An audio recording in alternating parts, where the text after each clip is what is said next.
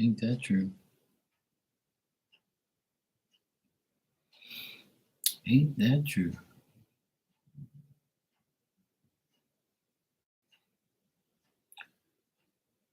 This is a quote that I'm reading on Instagram from a friend. It says, "It took me a long time to understand what it means to forgive someone.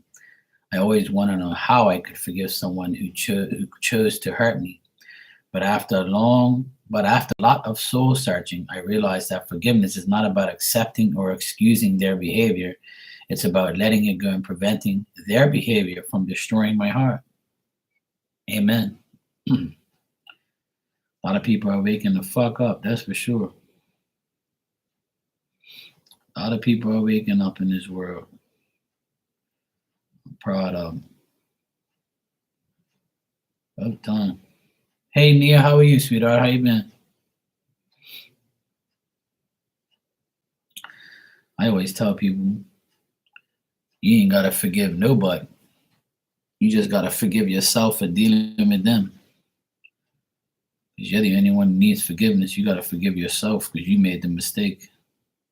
You don't have to forgive them. Fuck that.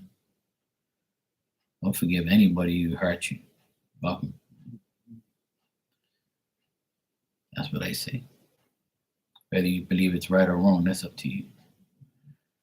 That's how I live my life. Forgive people? Hell no, I forgive you. You shouldn't have done this shit in the first place.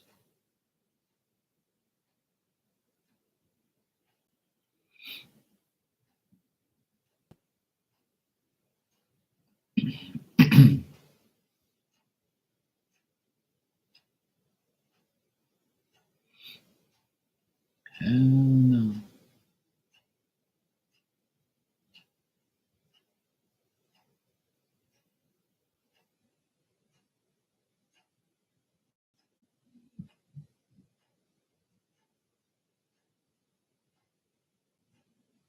Good. That's over there. That's perfect.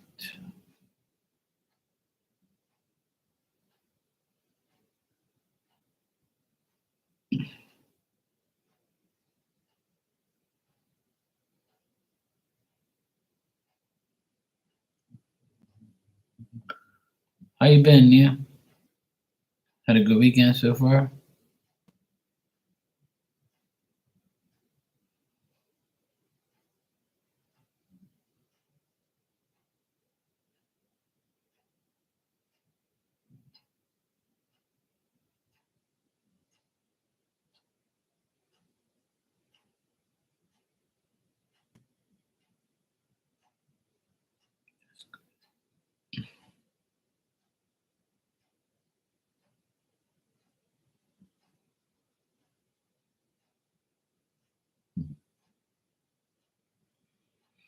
Yeah, I can do that too.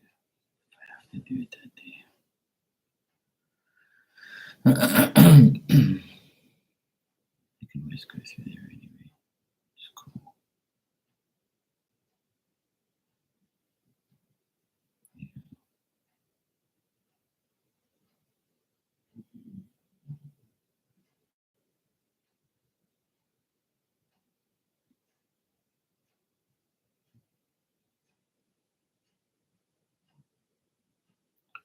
You doing good?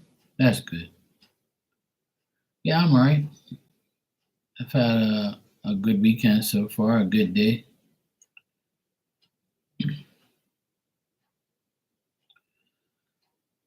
Just got a lot to figure out. Always trying to figure out something, always trying to make life better. That's my goal. Is to always make life better than what it is now. That's what I want. I want to make things better. Now I just gotta wait until it all pans out. It's pretty much what I'm waiting for. And I'm looking forward to tomorrow and Monday is my birthday. Tomorrow I'm going out to lunch with my parents and my sister and my nephews. And then Monday night, I'm gonna have cake. My mom bought me a cake, a Oreo cake, and we're all gonna have dinner here on Monday on my birthday. Thank you. But yeah, Monday, I'll be taking the day off, enjoying my birthday, hang out with my nephews. Then at evening time, I'll be hanging out with my parents and my sister and my nephews and having dinner. I'm gonna have some lobster. I have my lobster and cake, and I'll be happy. I got some gifts coming in that I bought for myself and gifts from other people that bought me gifts. So it's nice. Good. My birthdays have been good since I've been on here.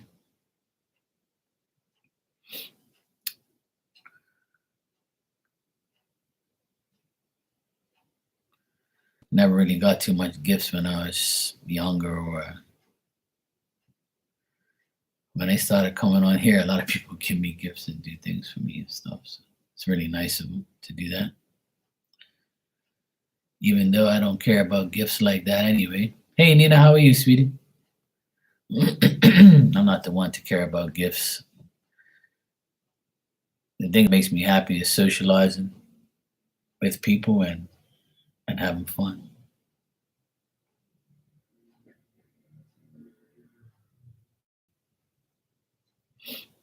That's about it. How you doing, Nina? How you been?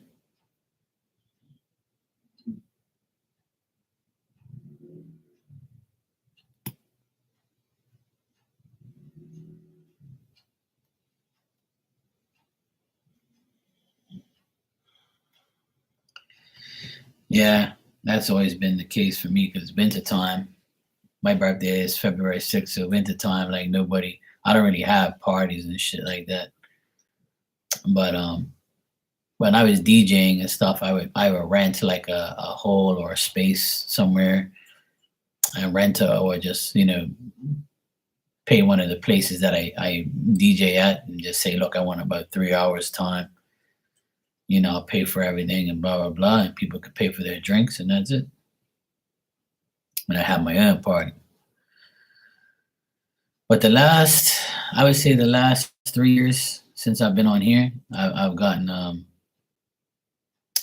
overwhelming bit of birthday shout outs and gifts and things like that from a lot of people, and it's greatly appreciated. So probably the most gifts I've ever gotten was probably 2 years ago when I first well, I came on here 3 years ago, but 2 years ago I got a lot of gifts from everybody. It's nice. It was overwhelming. I actually cried afterwards like a big baby because I never got that many gifts in my damn life. I was opening them all on here online in front of everybody and having a good laugh, and it was fun. I've never witnessed that before. Never had that happen to me before, so it was different.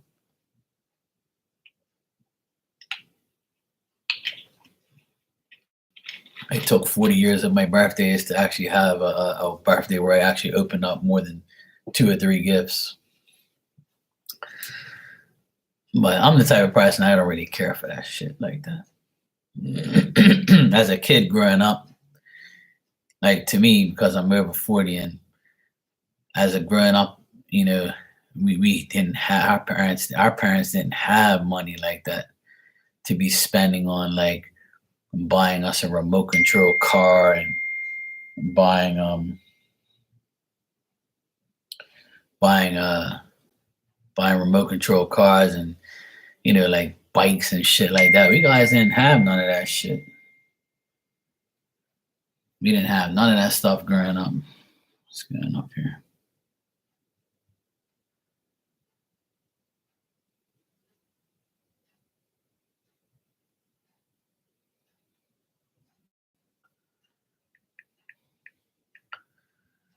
Yeah, so birthdays have never been something that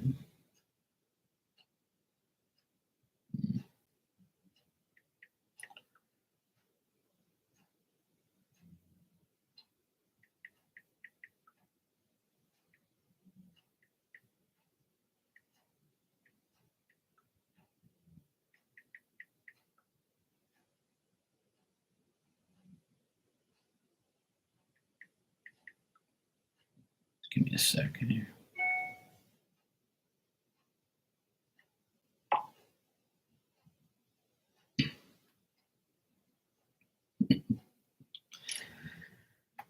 Nia, I got your donation. You can go ahead and ask your questions, sweetheart. Thank you. Oh yeah, birthdays are always nice, but not always. I've had some shitty fucking birthdays, but the best birthdays I've had was when I was traveling. When I went to Boston, I had some of the best birthdays ever. Really nice birthdays.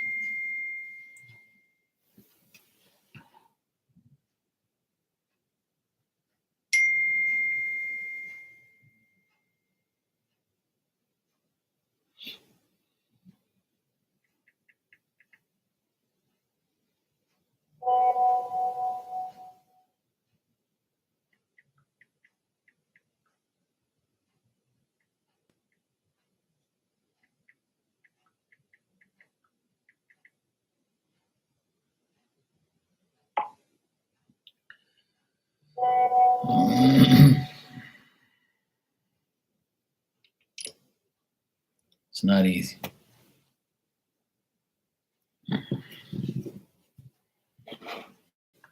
All right.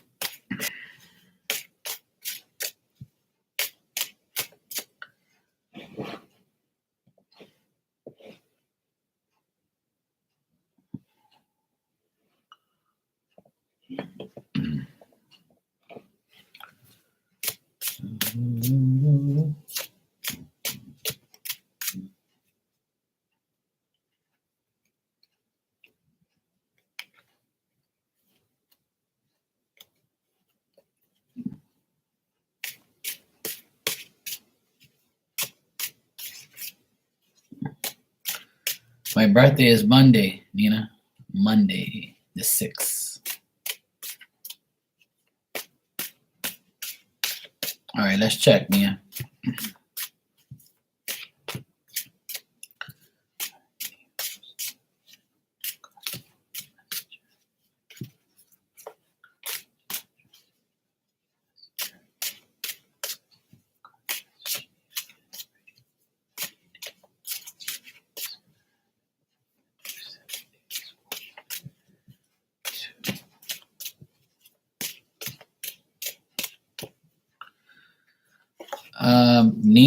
Nina, I'm going to go for lunch tomorrow and take my family to brunch, and then on Monday on my birthday I'm gonna stay home and chill and hang out with my nephews, and then I'm going to have dinner, lobster and stuff and cake with my family at dinner time. But I'm probably gonna go like to my favorite place, which is a place I like to go buy some shit. Probably go into the city and just treat myself to some. You know, it depends on the weather. See what happens. Hey Amy, how you doing, sweetheart? Daddy's here. Nia, you've been waiting for him to talk for me for a while. Okay. I'm getting that next week he should message you. Next week is what? I don't know. Like I think next week, like Valentine's Day or something like that, he might text you, or in the next 7 days. I would say in the next 7 days you're gonna hear from him, and it'll be like a good conversation. You'll feel happy after he calls you or texts you or talks to you. So it looks like in the next 7 days you'll hear from him, and it'll be good contact, Nia. Let's find out why he hasn't contacted you. But I get in the next 7 days, if that's, when, as far as when, I would say the next 7 days. So it could be tomorrow, could be 3 days from now, but it's no more than 7 days, and he'll probably call you or text you.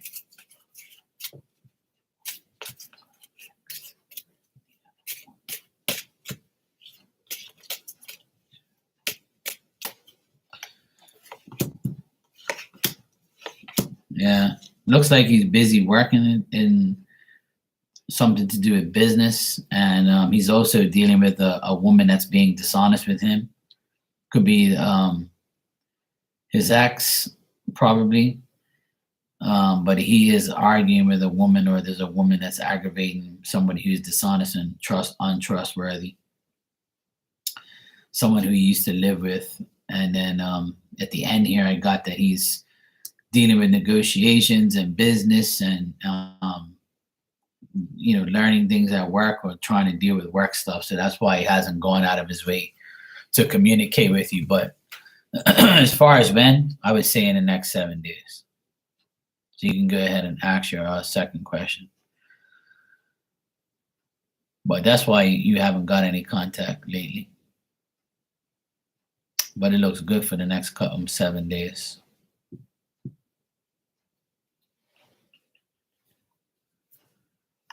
Hey, Amy, do you have this deck?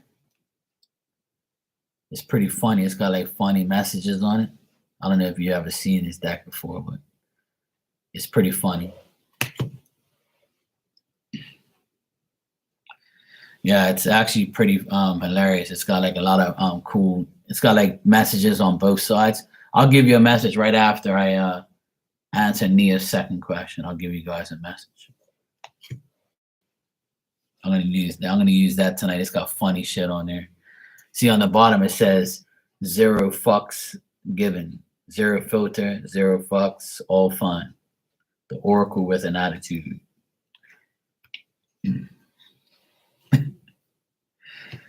Please, Daddy, give it to me.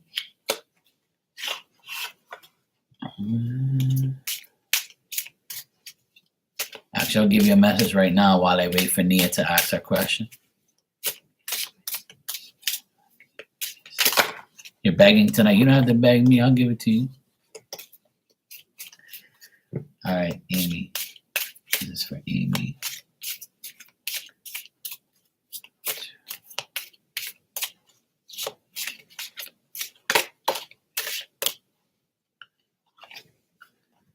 All right. This card says, don't believe every shitty thought you have.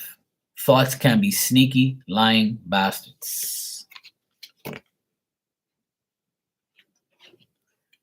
Don't believe every shitty thought you have. Thoughts can be sneaky, lying bastards.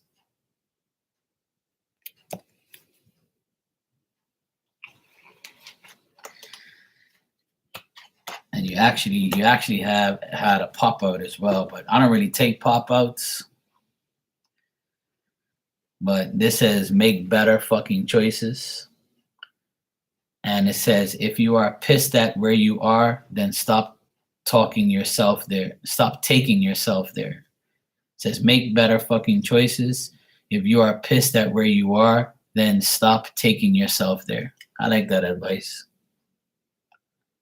I don't take pop outs too much, but I'll give you that one.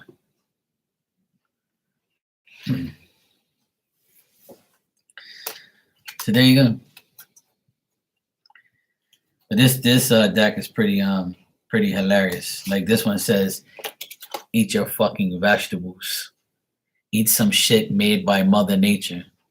This is like a real funny ass deck that I have. It's hilarious. I actually have two of them. There's a couples one too. There's a couples version, and this is like the the regular version. The other one I have is couples with an attitude or some shit. It said. You're welcome, sweetheart. No problem. All right, Nia, you said. Yeah, I think all of us are our worst enemies sometimes. Best thing to do is always put yourself first, and everyone else comes second, third, fourth, and fifth. Then you'll value everything better. Hey, Armana, how you doing, sweetheart? How you been? All right, Nia, you said, will me and Kyle see each other in the comments? All right.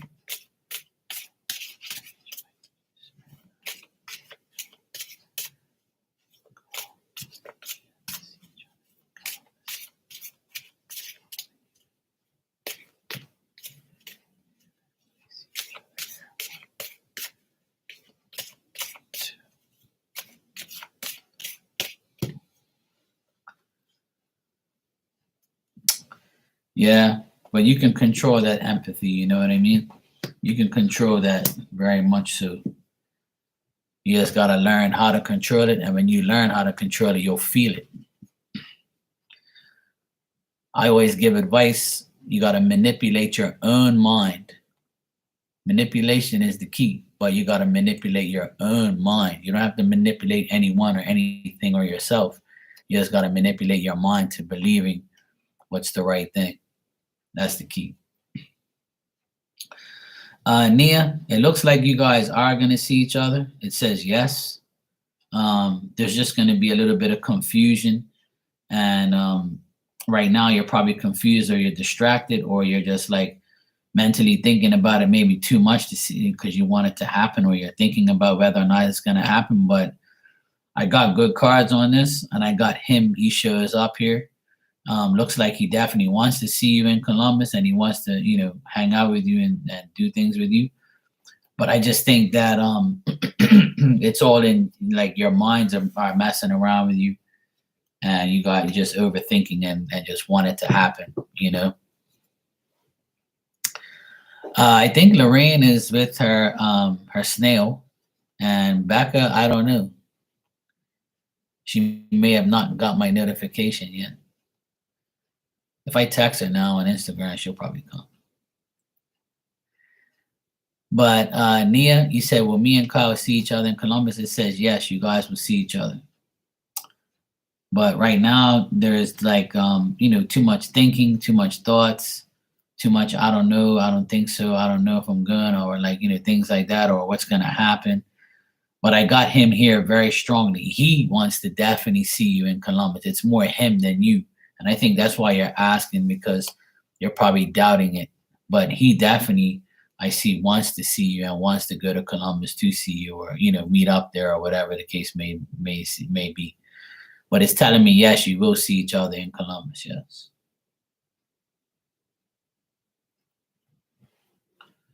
And he's looking forward to it. So it says that he's definitely looking forward to it. I'm doing good, Hermana.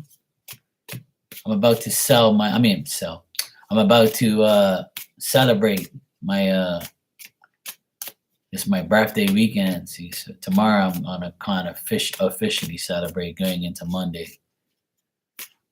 It sucks that my birthday is on Monday, but I'll be all right.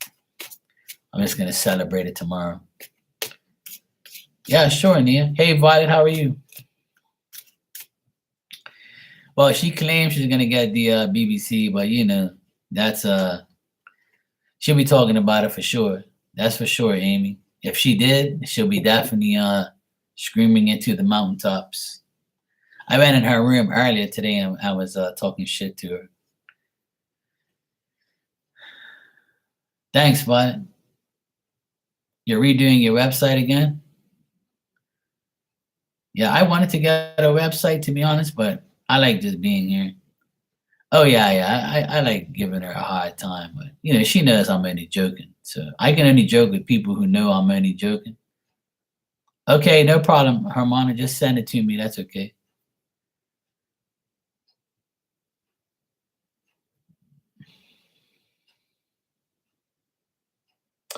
Yeah, I'll do that, Violet. But I'm the type of person that if it's not broken, I don't fix it. So if it's working on here, then I'm just gonna let it work until the day that it doesn't work anymore. Then I'll probably get my own website. But um, I just think that it's if I need it, I'll get one. If I don't, I don't. If I do, I do. I've thought about it many times, but I'm kind of just dwelling on the fact that I'm here and it's okay, it's working. So I don't really need a website like that because it's just another expense or another headache. And then people are like, "Oh, it doesn't work," Yeah, exactly. Yeah. I mean, for you, it's beneficial because it's your life. Whereas me, I have my own business, and this isn't really my life yet. But when it becomes my actual life, I think that I will have my own website and things like that. That's good. Yeah. Yeah, I wish you the best with that always. And You can go from, you can do what you have to do. Nia, what type of oracle message do you want? You want a funny one or you want a spiritual one? The messages I'm doing tonight is whatever you want messages. You can just ask for whatever type of message you want. I have a shitload of cards on my table, so you can get a love oracle, spirit one, a funny one, a blunt one, just a regular one, a sex one. Okay, I'll give you a sex one.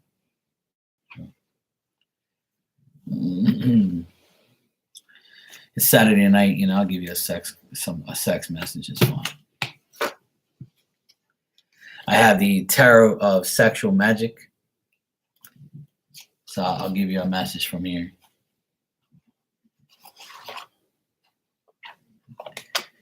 It's okay, we're all adults.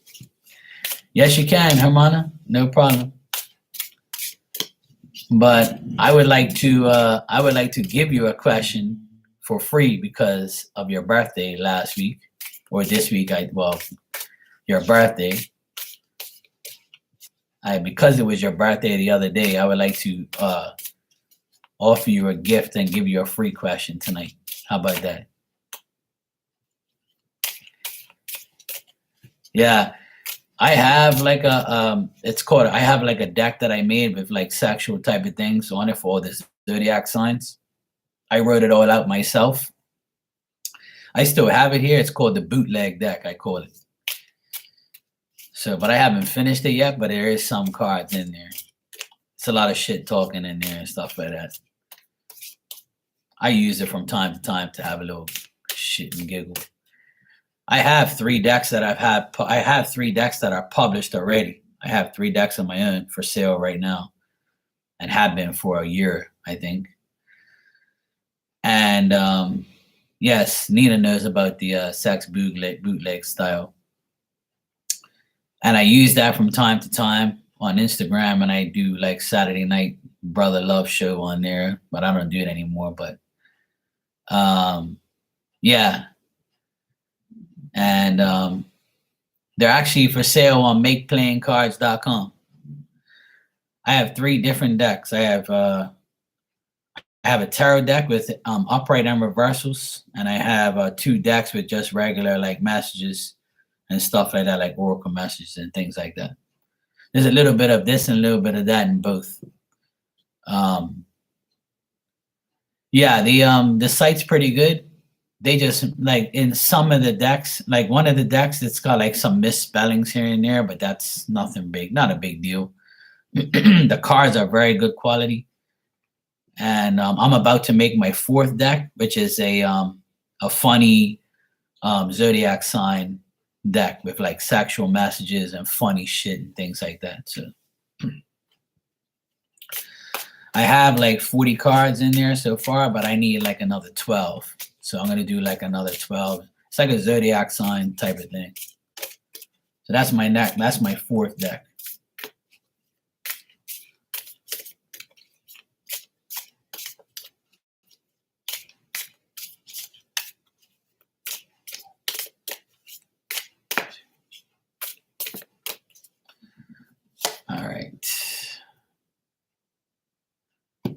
All right, Nia, your sex message is the 9 of Swords, and this card is just a woman that still has her clothes on.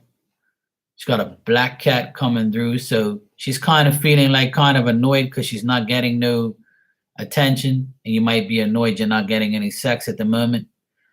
And you want this guy to give you some, but he's not really showing himself. He's just holding you, but he's not really doing anything. So you could be thinking, overthinking, and just like be worried that, nothing's going to happen. But try to get out of your head and try to stop thinking that you might be having sleepless nights or you're just overthinking about like what's going to happen and how things are going to happen and who it's going to happen with. So this card in the sex deck means to me that, you still got your clothes on and it ain't coming off no time soon until you find out, what's going on more into your life. So stop overthinking and stop worrying. Okay? I know that's not the best sex message, but it's pretty much telling me that you're in your head a lot. You're overthinking. Too much overthinking. Yeah, Amy, I gifted her a deck of mine, my favorite one out of the three. So sometimes I don't really like using my own decks. Like I have this one. This one was the first one. Then I got like the red one here that I gave back them. And then I have like the tarot one as well. Like I actually made a tarot deck for people who are starting and want to learn tarot. So that it looks like this. It's all 78 cards. So for instance, this one says the Wheel of Fortune, and it's got the basic meaning of it. It says destiny and fate, end of problems, conclusions to situations. And on the flip side of the card is the reverse meaning. It says the Wheel of Fortune reverse, bad luck and feeling like you're around the wrong people.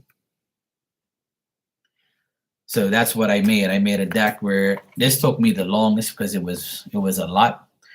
And I've always wanted to tell people that if you read tarot cards, you should definitely read the reversals, because the reversals give you more information as well as the upright version. And I feel like, and this is just my opinion, there's no offense to anybody. Everybody can do what they want. I've always expressed that if it works for you and you don't read reversals, then don't change. But I've always read reversals from day one because I felt like the more information I have, the better psychic I will be. And that's not necessarily true for everyone, right? But this is just my opinion, that I feel like if you read, you have 78 cards in the tarot deck. So if you have an extra 78 meanings, then what does that give you? 156 meanings, right? So when you get a reversal, you're getting another meaning, you're getting another way. So, it makes everything you actually find out, because every reversal in every card doesn't mean a bad thing. Sometimes the bad cards that are reversed, it means good, right? So it gives you more information. So I made this deck just for people who want to learn how to read reversals or have a problem, reading reversals. So I made this deck especially for people who just started, reading tarot and don't care about pictures. Because my decks don't have pictures. It just has the words so you can learn. Now the pictures are another thing. If you're a person who's drawn to pictures like I am, I'd rather see the pictures. But I'm not making my decks for myself. See, it's for people to learn and things like that. But yeah, this is the other deck that I have here, which is my second deck, which is a little beat up. But it says things like this. It says you will get your work life and job will get better. Then it says put yourself first and everyone else after. Little messages like that. You plan, God laughs, things like that. So I made all these decks within the last 2 years. And this is the first one here. This one says in a few weeks' time. This one says you have doubts. Don't say too much. So, it's a deck that I made 3 decks, and I have the other one that I want to make. But what happened was I wanted to make the 4th one, and then my friend Sue that used to come in here, she passed away, and she was actually helping me make that deck. And when she passed away, I kind of lost interest in it because it was something that, she wanted me to do a zodiac sign deck. So every time I try to work on it, it's kind of difficult because I remember her, and I remember I wish that she would have gave me some more information about what she think I should put on there, things like that. And then it kind of just went to a point where I was like, you know what, fuck it, I don't even want to do it anymore. But I'm gonna end up doing it and doing it in memory of her as well. So once I get to the point where I feel like doing it again, I'll do it again. But in the meantime, I do use it from time to time, just for shits and giggles, just to show everybody that I have it. It's actually right here. I'll show you some brief things. So, like for instance, like I just written cards. It says water sign, a water sign man that is clingy and wants sex, love, and romance. So it's things like that. So it says things like that. It's got like all the zodiac signs in here: water, air. Then this one says Cancer people can be impatient and emotional, but also caring. So it's things like that. It's just chicken scratch that I wrote on here. It's nothing. It's just things that I wrote down. This is actually, this deck will almost be a year and a half or more because I made this when she was alive. So August will be 2 years she's passed. Thanks, Amon. I appreciate that.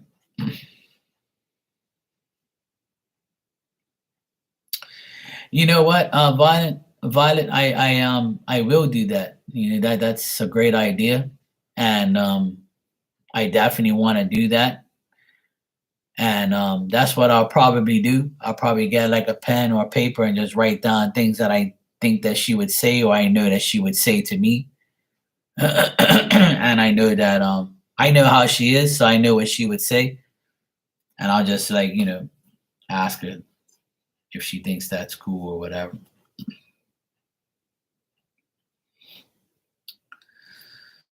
So it's just like a funny deck that I had here.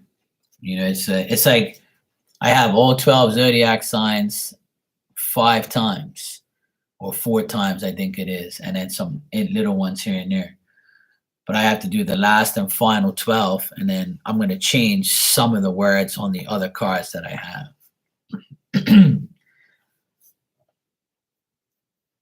So I'll get there. But Harmony, you can ask your question, Ilda, if you want, and I'll answer it for you. No problem, as a birthday gift, if you like.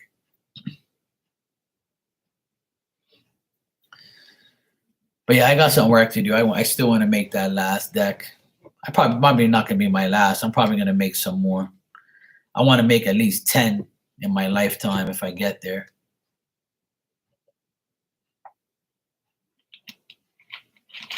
I actually want to make one with pictures. I want to design it myself and hire somebody locally to actually make the pictures that I see. You're welcome, sweetheart. No problem.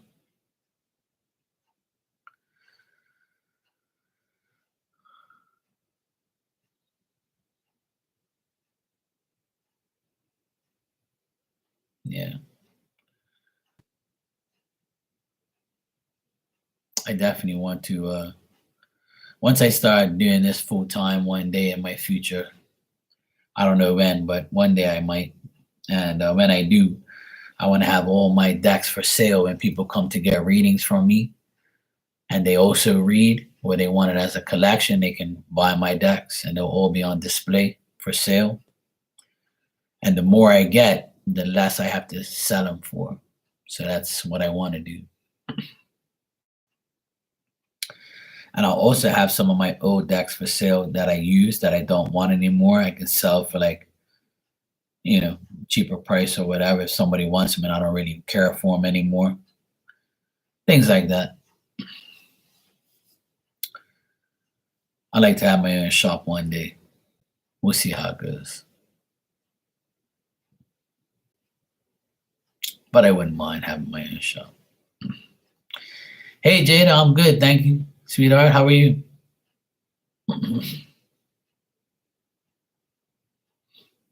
I'm doing good. All is good. But yeah. One day it'll happen. In the meantime, I'm just gonna enjoy it. I try not to plan too many things and just go through it every day, do what I have to do. When I have time and I want to do something like that, then I'll probably start to make another deck or figure out things. I write everything down. I have a book of all the things and my ideas so I don't forget. Or I try not to forget my ideas.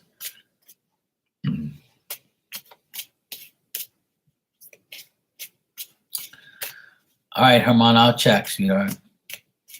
I'll pray for you before you go. All right. Well,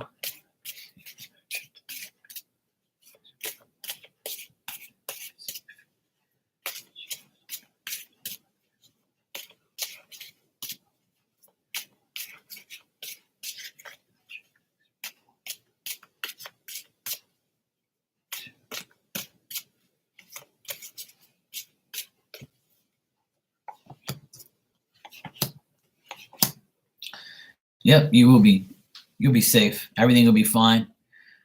I feel like I feel like people will help you feel good, and people will put in the effort to make you feel, content, and people's intentions, and everything will be fine. Um, I think that it's going to be a good trip. I think I told you this about a month ago that your trip was going to be successful. I think that Southwest Airlines, they have problems, but they'll be fine. You'll get there, and it'll be just remember that it's going to be it's a short flight. You'll get there. I know it's not a short flight, but you will surely arrive, and everything will be fine. You'll have this event is going to be very good. You might, like I said, there might be a delay in the flight, maybe hour or something like that, or half an hour, some little delays here and there. But I don't see anything bad at all. I just see all good things. But if you make a plan, then the plan might not go as according to what you want it to. But that it's just a little minor thing. It's not major, nothing bad here. And I still get good energy like I got a month ago. I think it's going to be a good, even though it's a business trip or workshop trip, but you're also going to feel the festivities and joy, and it's going to feel like a holiday to you. It's going to feel really good. It's going to feel like you accomplished something, and it's going to and that people are going to look at you as someone who's very trustworthy, loyal, and offering your services, and them offering you service. It's going to make you feel like, okay, I made the right decision, all is well. And it's going to be, if this is something new, then it's going to be good as well. It's also going to be good. So,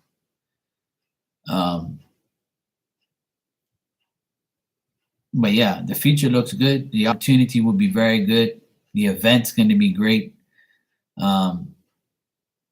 Slowly but surely, you'll be there, and everything's going to be great. It looks all good, to be honest. I see all good things, and you deserve a good trip, and you'll be fine. I know you will. I know you'll be fine. And just to top it off, it's going to be a new Vista, like a new thing. It's going to be new, but it's going to be good. The people are really going to like the way you are. And, you're an Aquarius smart woman, so you'll be fine.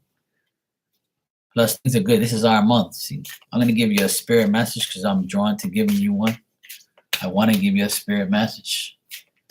I know you have people in spirit out there that love you, so I'm going to give you a spirit message as well.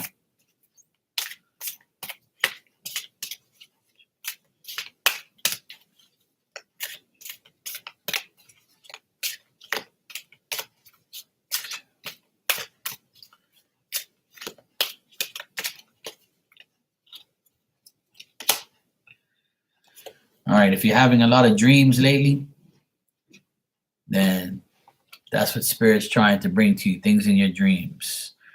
Dream talk. When this card says, your subconscious constantly and subtly speaks through your dreams. It's just one of the many ways in which your soul and those here in spirit can reach out and communicate with you through signs, symbols, messages, and much, much more. So you can have signs, things happen, symbols, stuff like that. You might have dreams where pops comes to you and people come to you, or even people in your daily life. You might see things and have a deja vu moment, or you might have things happen. So where, people you get that dream where you're like, shit, that was so vivid, like, yeah, see, that's perfect. So that's just pretty much telling you that that's another thing there. Yeah, it just signifies that your dreams are trying to communicate with you. Dreams can be confusing as they speak to us in symbolic images and messages, even if they don't appear to have no meaning. They are, in fact, a wonderful, unlimited resource of inner wisdom and a portal for those in spirit to visit you. Look at that.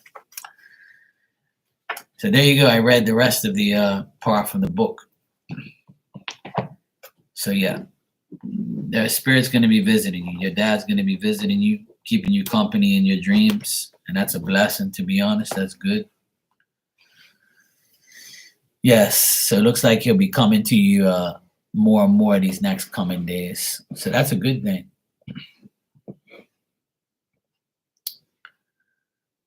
Okay. Jada, you donated. Thank you, sweetheart. I appreciate it. You can go ahead and ask your question, Jada. So yeah, Herman, it looks good for you. I'm glad it looks good. Looks like you're gonna have a good trip. Everything's gonna go well. Your dad is gonna come to you in spirit, and then through dreams and things like that. So looks like you'll be fine. Looks like you're gonna be just fine. Okay, Violet, thanks. I appreciate it. All right. Yeah, I just got it just now. All right. You're welcome, Hermana. Thank you, sweetheart. I wanted to. I was gonna actually tell you if I'll give you a free question or reading or whatever. And thank you for also getting me a gift. I appreciate that very much.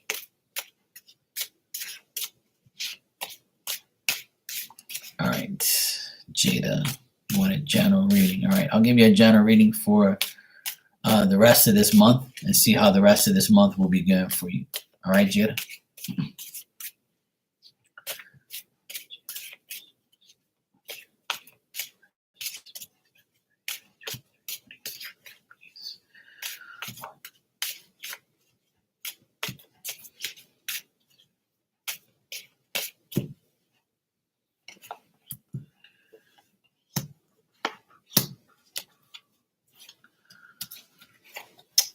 All right. Okay. So what I get here for the rest of this month, Jada, is you might be going through a transformation where you have to clear away the old and make way for the new. And the reason for this is because there's going to be a sudden change as far as somebody possibly getting sick around you. If it isn't you getting sick, which I hope not, or anybody else, but I get sickness here. Like you might be taking care of a woman, or you might be taking care of somebody, be a mom, a sister, aunt, or even yourself. It's something to do with a sickness and trying to get over the sickness.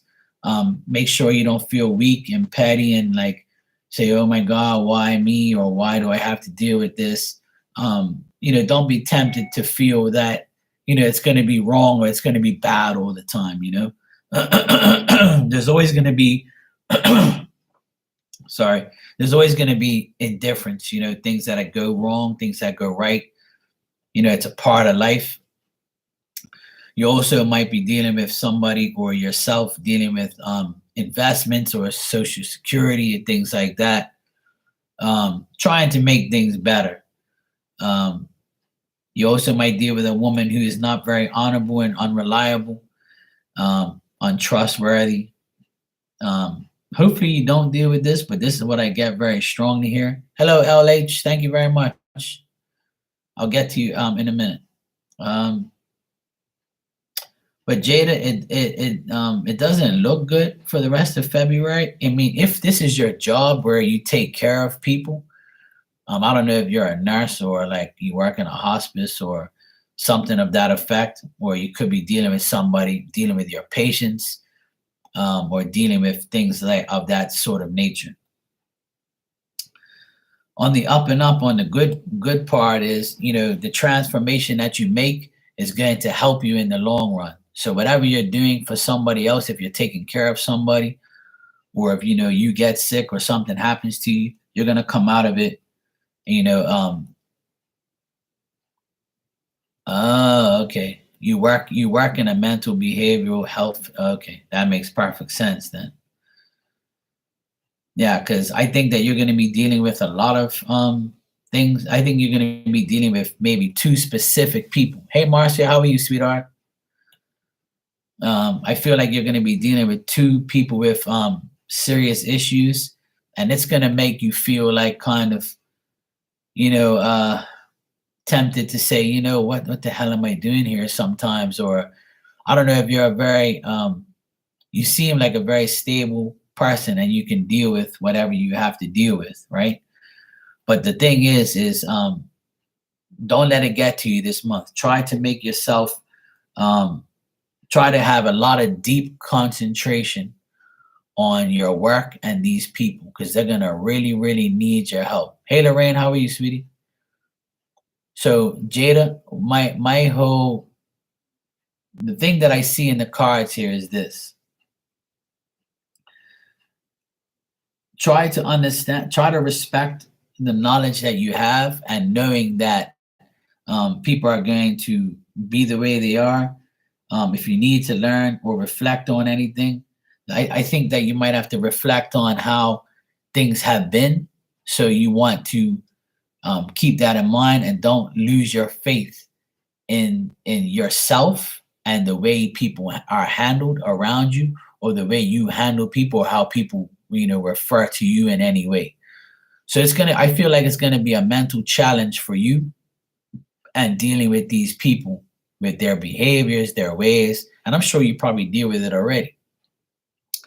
But I think that very strongly you're going to have to deal with this in a different way. Like um don't allow anybody to abuse their power over you or yourself, and just like go through it day by day and try to clear away the negative thoughts, the negative feelings, and make way for the new feelings. Like try to keep work at work and don't bring it home. A lot of people always used to tell me back in the day, don't bring your problems to work, and don't bring your problems home from work.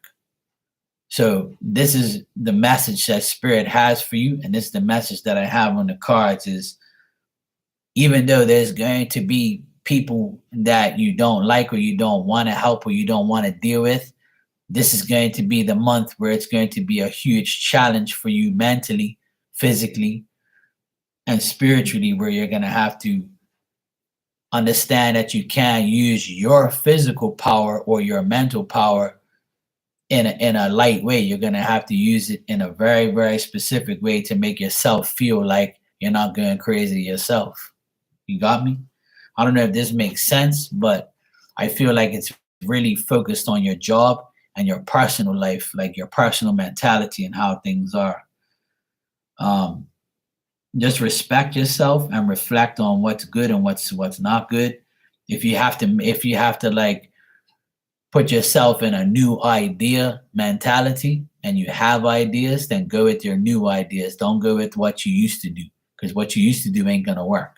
So if something isn't working, try something new. That's the message here at the end: is working on a new way to deal with old problems, or work on a new way to get yourself to a place where you're not tempted, or succumbing to, like, getting to a place where you're tempted to do the wrong thing because you lost your faith in the way things are going, or the way things are happening in your personal life, or whatever is happening at work. So basically, this is telling you, you might have to be silent and then not worry about dealing with bullshit.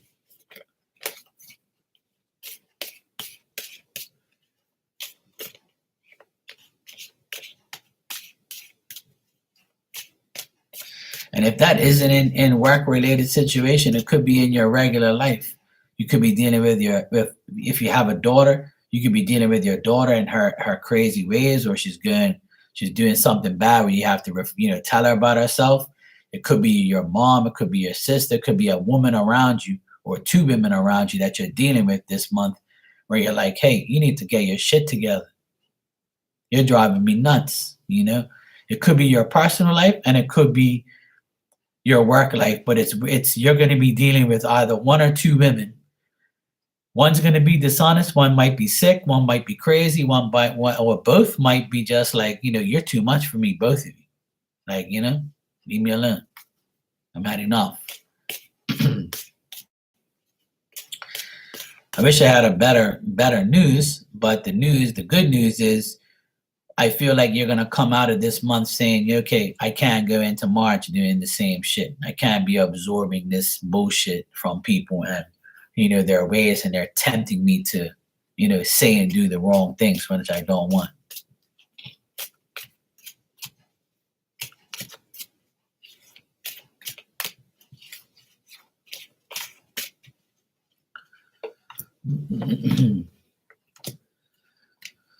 But overall, Jada, just be very smart, very quick to react. And there's going to be people who may feel like they are impressive, but they're really not. They have no substance. And you're going to go through some type of difficulties and just make the right changes and make the right decision. Yeah. I think they're going to try and make life miserable for you, or at least, irritate you or get in the way. They're going to tempt you to be annoyed. So my suggestion as your friend and my suggestion from spirit is silence is better than bullshit. And sometimes you just got to make sure you do your job and you take care of you. And then God will just take care of everything else. And if you have that mentality for the rest of the month, and that's all that matters. If you have nothing on your conscience when you go to sleep, then you're perfectly fine. You allow those people to deal with themselves, and don't let them live in your head rent free. You know what I'm saying? Just eliminate. You have to manipulate your mind to think that I'm not going to allow these people to get in my way. They're just, whatever. They're not people that are going to get in my way. All right, Jada, I wish you the best. I wish I had better news, but it looks like you're going to have to deal with some crazy women. But like I always say, there's people out there, so we have to take care of ourselves, and instead of, allowing these people to take our energy and suck us into their bullshit.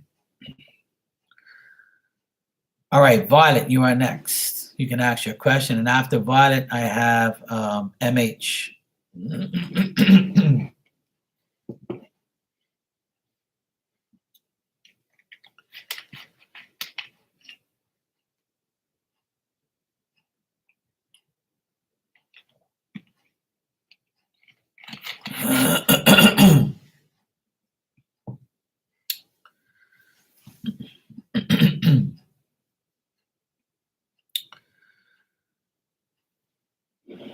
All right. How is your love life going to look next month? All right.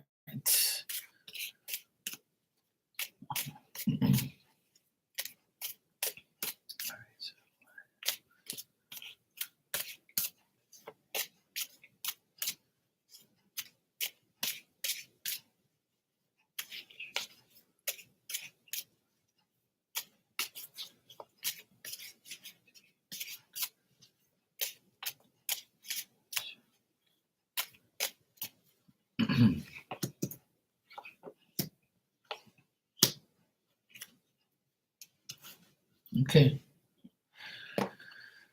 All right. So I got the Eight of Pentacles reversed, the Queen of Wands, the Ace of Wands, and the Ace of Swords. So, Violet, it looks like your love life is going to totally depend on you and how you feel and how you express yourself, how friendly you are, how understanding you are. Because with the Queen of Wands here is a woman who is very sincere with her interests in other people. So it looks like your love life is going to totally depend on how you express your love, how you show your lovingness, your friendliness, how you understand, how you're sympathetic for the person that you're loving or you're about to love, or your love life. If you're dealing with a guy who has no ambition, or he's not really like showing you any ambition or any intrigueness or anything like that, or he's not flattering you enough, then you might have to take the wheel and drive your own destiny with this person. Because some men are not like Marky. You see, there's men like me that do everything for the woman and show them everything and show them love and show them respect. And then you have other men who are shy. They don't really flatter you.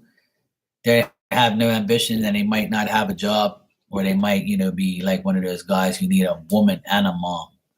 So if you're dealing with a guy like that, then I say that you're gonna have to do the majority of the work to get your your love life to the point you really want it to. And this looks like a new experience. It looks like a new person. It looks like you might have to um, start to push it forward because of that, and that's how it's gonna go. Okay, Jada, no problem, sweetheart. You're welcome, and I appreciate you too. Thank you, and I wish you the best. And remember, just focus on Jada.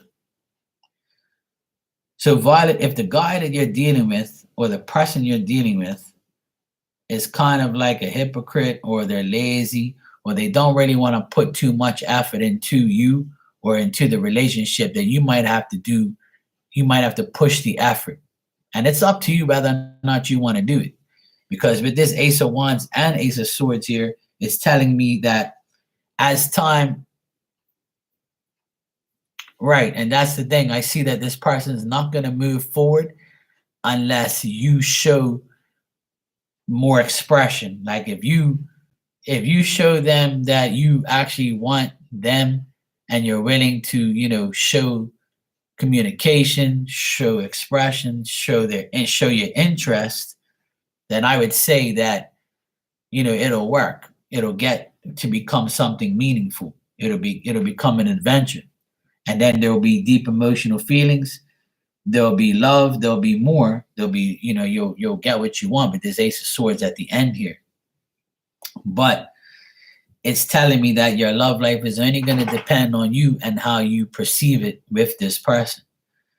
And if this person, which I see, this person, this someone you like, they don't seem like they're going to move forward unless they get some type of feeling from you that it's worthwhile.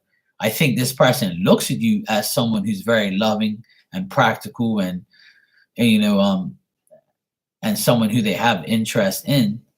They think that you're very understanding, but they would like to have a beginning with you and start and see if it'll work. But they also probably are looking at you and saying, I'm not getting nothing from her, so I don't know if she even likes me. She might like me, but how am I gonna know? I'm not a mind reader. And my advice to most women these days is, the best thing to do is to communicate with the person you like. If you like someone, then communicate with them. It doesn't hurt. Shooting them a text saying, "Hey, hope you have a great day today." If a guy gets that from a woman first in the beginning of the day, some guys would be like, "Hell yeah, this is crazy. This girl likes me. Okay, cool." So now it gives that guy motivation. And some guys need that motivation, and some guys will be the one that always talks all the time, like me. But you have some guys who are like that.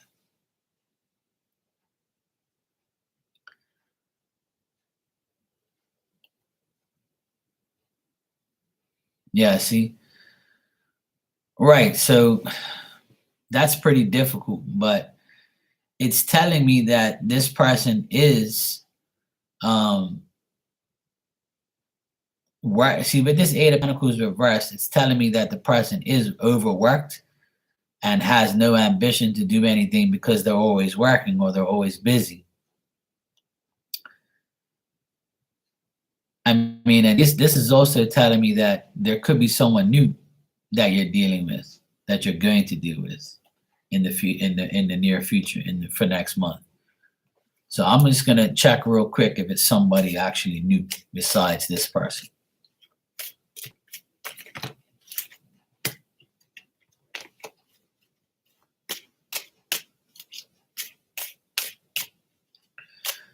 But that makes sense with the cards because it looks like you're the only one who's expressed themselves.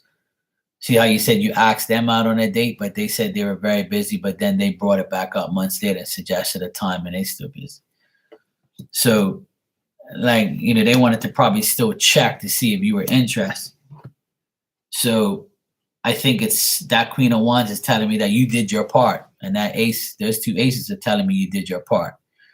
But he still has no ambition. See, he still doesn't feel like it's going to happen. I don't see anybody new. I think it is that person, but you could possibly also meet somebody else. But this person still is still going to be reluctant on proceeding. But it could be the same person here. I don't really get nobody new. I just think that at the end of the day, this person still is going to be very indecisive on trying to, to actually go on a date and proceed. They're very reluctant. They don't know. They don't want to look bad on you either. I think they're just going to probably end up, trying to find and maintain peace with it all. But to be honest, I just think that you're ready, but this person isn't. And this person's still going to give you a hard time as far as, wanting to go out on a date or even try to go out on a date.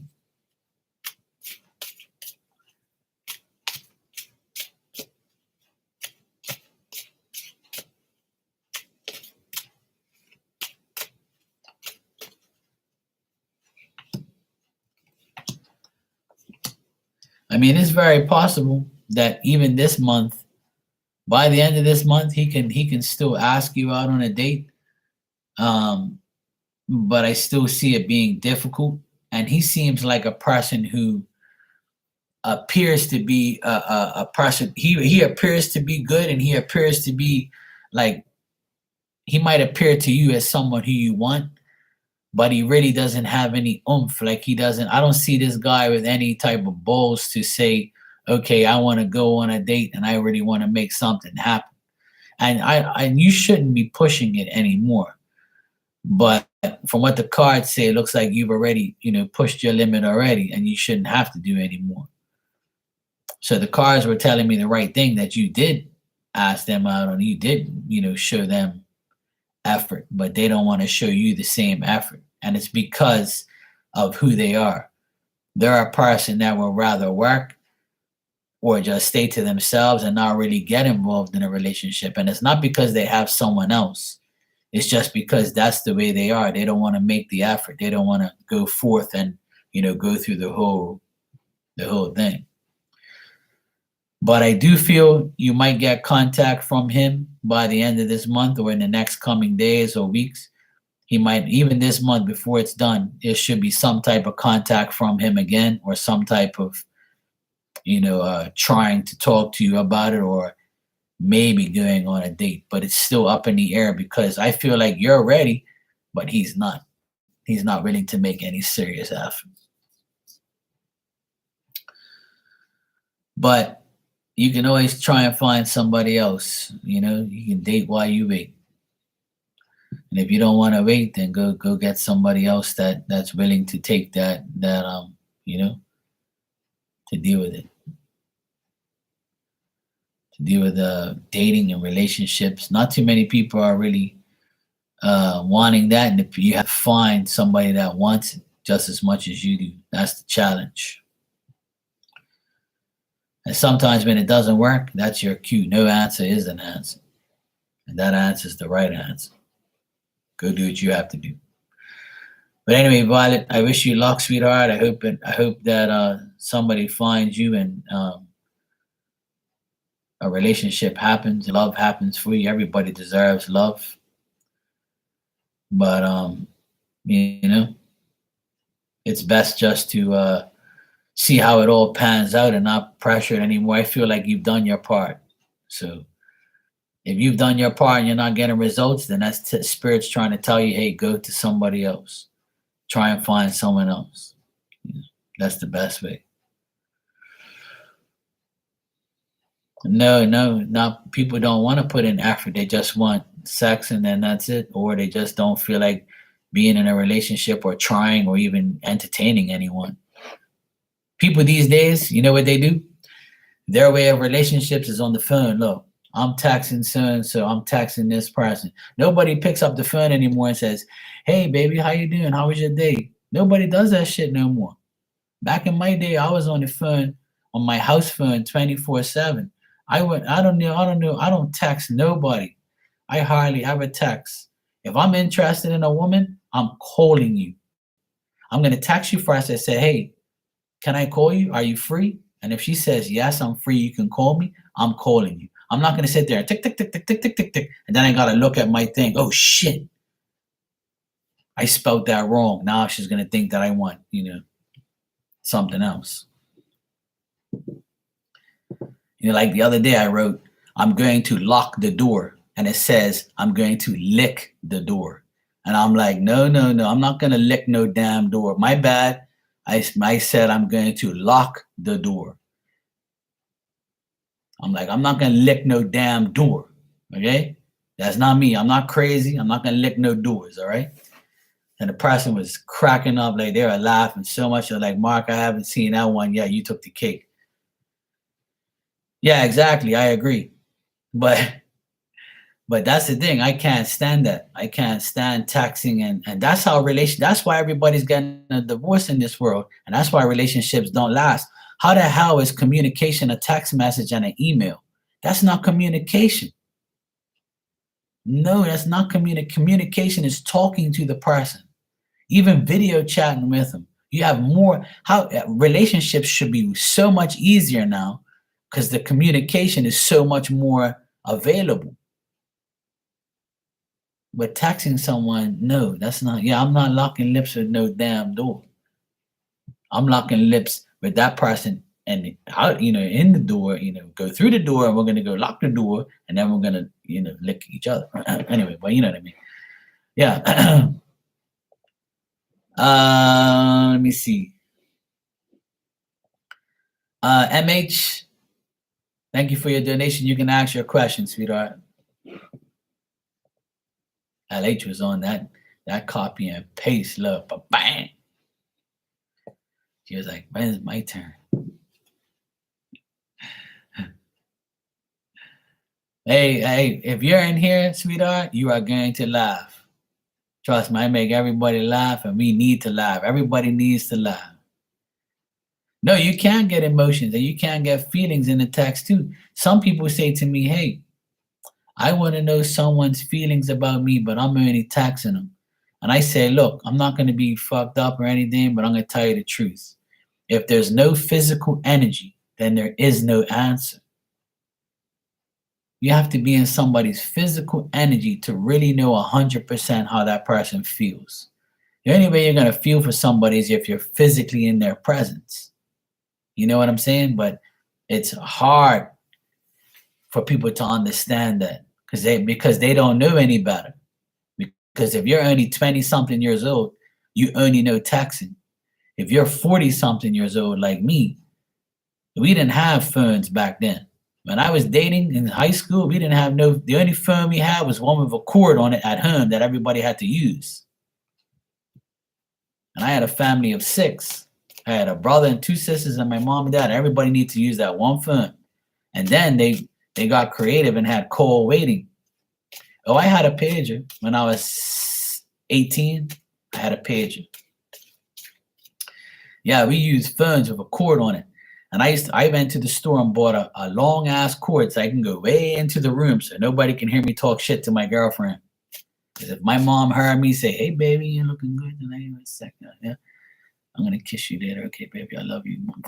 My mom would be like, "What the fuck you said? You better not be kissing nobody at 17, 16, 17. What the fuck you doing? Don't you be talking to that woman every day? Don't be talking to that girl every day. Tell her to do her homework." I'm like, "Mom, shut up." "Mark, another girl's calling for you, huh?" "All right, Mom, who is it?" I don't know. She just asked for Mark." I'll be like, "Hello? Oh, hey, how you doing? How you get my number?" "I found it in the book. I know your dad's name." Back then we had telephone books. See, now you don't even know nobody's number. You just go down the phone and says Mark. I bet you won't know my number. What's my number? I don't know. I just go scroll down to Mark. Back then we had everybody's number memorized. 441-852-3. Yeah, that's our number. Yeah. We had that shit written down in the address book. Nah, that shit's in your phone. See, people don't know nothing about that life. See, there you go, LH. That's some crazy shit. Crazy times we're in, isn't it? No locking lips, no. I wasn't allowed to lock lips around there. I had to do it on my own time. All right.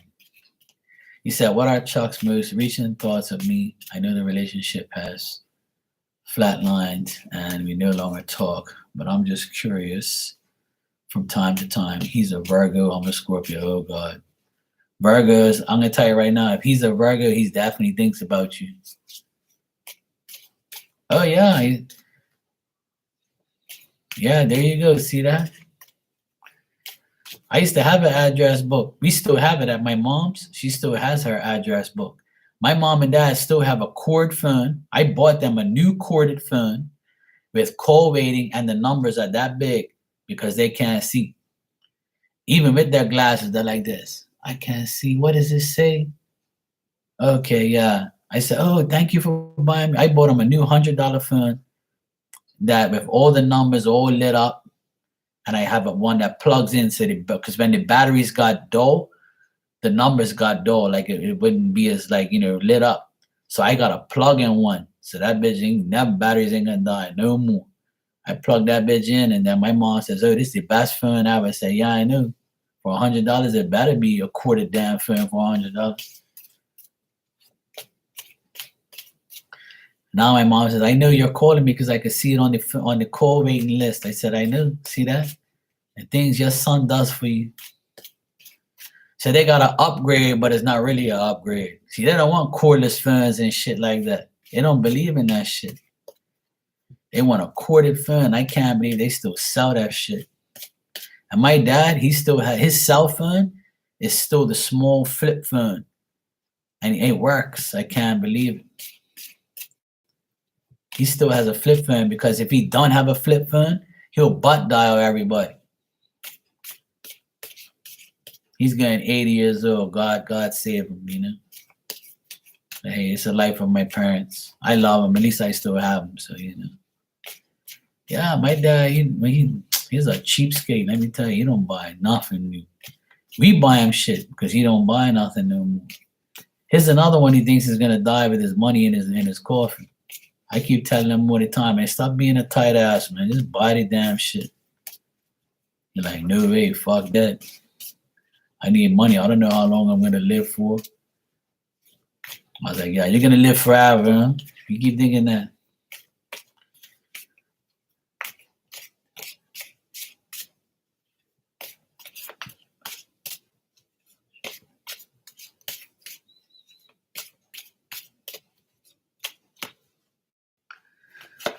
It ain't easy, Jade. I tell you, it ain't easy. I love my parents, you know, but my dad, he's very cheap. And he comes in here, right, to watch football, and he goes, hey, why the hell you have all these hats? He talks just like that. He goes, hey, why the hell you have all these hats there for what? I said, I need one for every day of the year. Hey, but you waste all this money for nothing. You waste too much money on hats, too much junk. You should save your money, buy a house. I say, I'm gonna go buy a house and live in it by myself, right? That's what you want me to do? I said, how does a house serve you now, huh? I said, now that you're 80 years old, can you paint your house? Can you work on your house? Who's working on your house for free? Me. So what the fuck I'm gonna go get a house for? When I'm 80, who's gonna do my shit? And then he just shuts up and he starts watching TV again. And I'm like, that's what I thought. Mind your own business. Times have changed, bro. Okay? I don't need no damn house. Houses are headaches. I work on them and make a living off of houses, but I don't want to own one. Anyway, the old people are never gonna understand. All right, Mr. Chuck is thinking of you, yes. But LH, I think that he's thinking about the good times, how you guys used to hang out, how you guys used to have a good friendship, used to talk, used to maybe if you worked together. I don't know if you guys worked together or you worked on some things together. He misses that part or reminisces about that part. Um, he thinks that you're not concentrated on him or he gave you anxiety, and that's why, like he says to himself, I gave LH a lot of anxiety. I caused her some things. I wasn't active enough, or I could have been better, but I didn't. So I think he feels like kind of guilty. um I think he feels guilty for giving you anxiety and giving you bullshit ways and things, and wasn't very active and didn't give you what you really wanted. Um, but he felt like you gave him healing. He felt like you healed him in a way no other woman has. I think you guys worked well together when you did were with each other. There was dignity, there was ability, there was like this affection where it was okay, it was good. I think you guys were good friends. Um, as well. Like you had a friendship about you guys, and it was very satisfactory. Yeah, I think that he does think about you from time to time because I do get the Knight of Pentacles here, which is him, Virgo. I think that he's more mature and responsible now. He's more reliable, and he's trying to be more dependable in his life right now. He's trying to organize everything. I think he works a lot too. All right. I also get here that he is and he has um he was dealing with maybe three women at the same time, or he wanted to deal with those women. He could have had somebody at work and you, and trying to always get somebody else. Virgo men are like that. They want more than one, and some of them just get one and get real possessive over that one. So I know Virgo men very well. I read about them all the time, and they can be that way, unfortunately. Yeah, you're not the only one. Everybody, a lot of people I know, they grow up and want commitment and stability, but they just choose the wrong person, or that person's only going to be in their commitment for a couple years, and then it's the next person. So unfortunately, that's the case. Um, if you lost like material things because of him, or you lost some things because of him, that's also a thing that he thinks about sometimes. Like he feels like he cost you like money, or it cost you to lose certain things. Maybe he wasn't very good with money or finances, or maybe he spent money on you and probably thought about, I wonder if she still has those possessions. I wonder if she still has that thing that I bought her. Well, that's how it usually pans out. But to answer your question, I say yes, he does think about you from time to time still. He still thinks of you as somebody who was one of the best women in his life. You gave him healing, you gave him satisfactory, you resolved his problems. Maybe he inspired you and you inspired him. I felt like you were more friends than anything.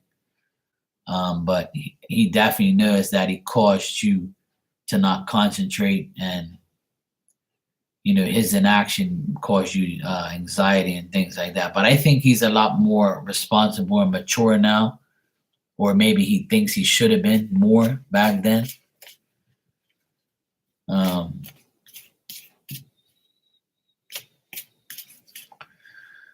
Well, nothing lasts forever. Neither do we. I'll quote you from what my godmother and auntie said. God rest her soul. Back in 2000, I went to Portugal to visit my godmother and my godfather, and my godfather was pretty much on his way out. and I saw him for the last time. And the following year, I went to visit her, and she was a widow because he had passed away right after I left, pretty much. And then when I went to go visit her in 2001, she said the worst thing about love and life and being married is when one partner leaves, you got to stay behind until you die. And she said nothing lasts forever, not even, a marriage and somebody you've been with for years and years and years. And they were together for 50 years, and then he passed away, and she lasted another 20 years without him. You see what I'm saying? So she had to live a gruesome 20 years without the love of her life and no kids. She couldn't have kids. So I would visit her. She would visit me. She was like my second mom. And I never forget her words. She said to me, Mark, you're doing the best thing. Stay single, don't get married, and don't have kids. She says, I know that's fucked up to say, but you're better off going by yourself and not having, somebody you lost that you've been with for all your life. And she says, one thing I wish God would have done is for us to die together. And every couple should die together that's in love with each other like that. And I said, you know what, Grandma, you're absolutely right. I agree. But God's not here to make everything perfect. Because if that was the case, life would be perfect. Right? Well, the thing is, you can fall in love with somebody, but you have to make sure it's the right person. And my advice to everyone is the same advice I give myself. As soon as you start to talk to a person that you like, and you start to date that person, communicate with that person, become friends with that person, as soon as you get that red flag, and what I mean by that is as soon as that person lies to you, as soon as that person seems suspicious, as soon as that person says the wrong thing to you where you should I can't deal with this person. And if you brush it off and you say, well, I'll see how it goes. Then you get another red flag and you're still talking to this person because you like them and you want to be with them. Or you think that it's going to change. It ain't going to change. It's either going to, one, get worse, or two, you're going to get comfortable with the bullshit. Then you're going to get married to bullshit. You're going to love the bullshit. And you're going to die with that bullshit. And these 5 fingers just slap you right across your face and tell you, wake the hell up. This person is not the right person for you. And that, I feel, is the biggest challenge in everyone's life, whether it's friends, family, or lovers. If you get those red flags, you should leave immediately. You should not deal with that person no more. Keep them at a distance. If you start to love bullshit, you're going to love bullshit the rest of your life. And that's where everybody goes wrong because people get impatient. People say there is nobody else. There's always somebody else. You just don't want to be alone. And you're not alone. You can have friends, you can have family, you can have pets. You can have people like me you can come and see and talk to every day if you want. You have your friends, you have your family, you have your kids, you have whatever. You can always find yourself. You can always feel free to be by yourself. You always have God, you always have spirit, you always have people that passed away before you. There's always somebody. You make the excuse there is nobody, or you need somebody. Nobody needs anybody to complete themselves. You just need yourself. Once you have yourself, you feel like you don't need nobody at all. And that's the truth. And I had to learn that the hard way.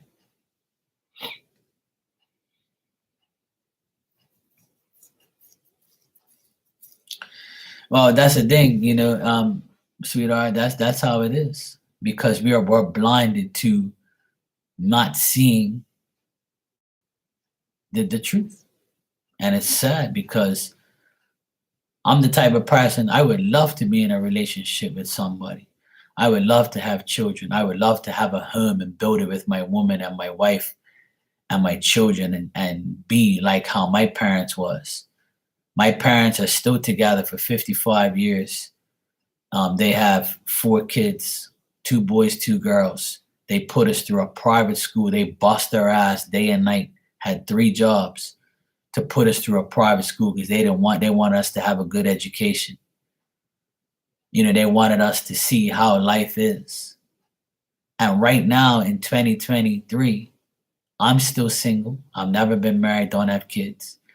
My brother, he's the oldest, and he got a divorce 5 years ago, and he's better off without his whole wife, ex-wife, and he's got 2 boys that are doing very good in school. One's graduated, one's about to graduate. He's much better. He doesn't have that woman in his life. He was with her for 17 years. She abandoned him and the kids, went to go cheat on him and fuck some other guy and gone.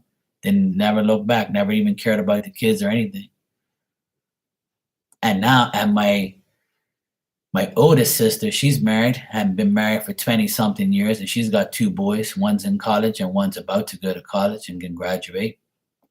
And my youngest sister is about to get a divorce because she's with a control freak that I told her to not marry and not to be with, but she never listened. And she got comfortable for being with a piece of shit liar. And now she's finally woke up and getting a divorce. And she's also got 2 boys, 13 and 15. And you know what every single person says to me these days? Mark, you're doing the right thing. Stay single until you find the right person. And if you don't, it doesn't matter. We're not going to judge you no more. Because see, the label that people put on everyone is you have to go to school, you have to graduate, you have to go to college, you have to get married, you have to have kids, you have to have a house, you have to have a car, you have to have a good job, money, you have to have all these things. And if you don't, you're at the bottom of the barrel. But you go ask all the people that have all those things I just listed and ask them how their life is right now. And I bet you that 75% of the people that have those things are not happy. Exactly, Jada. Yeah.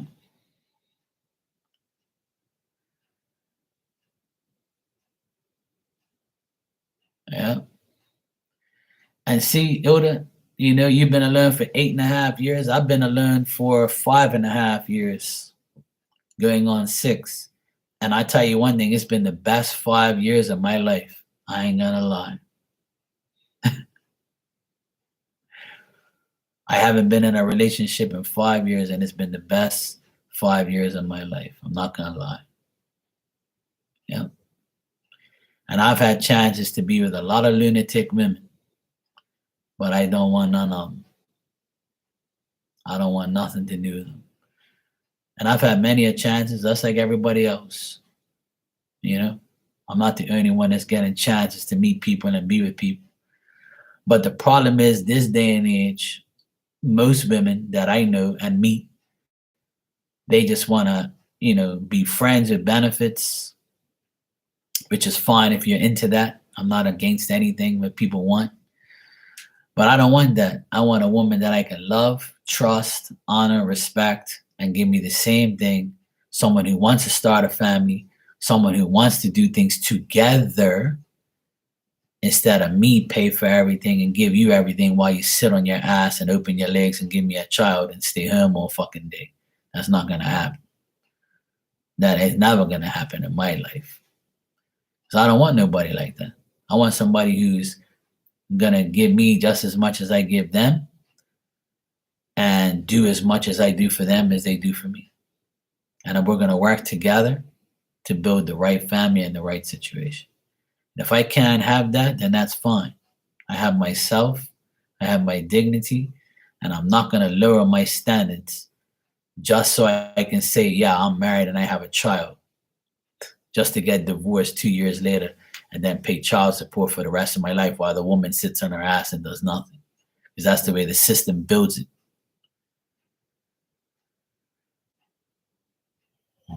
Well, I can preach and transplant my mind into these people, but sweetheart, unfortunately, I can't sell common sense. Because if I did, I'd be a billionaire. I'd probably be a trillionaire if I can sell common sense. Because the majority of these things are all common sense things. But people don't want to live an easy life. That's the problem. It's so easy to build a future with someone. All you got to do is be honest. I don't understand why people have to lie all day and every day. Lying and untrustworthy people are by the billions. It's amazing. I don't know how people have time to lie and remember their lies. That's harder than being honest.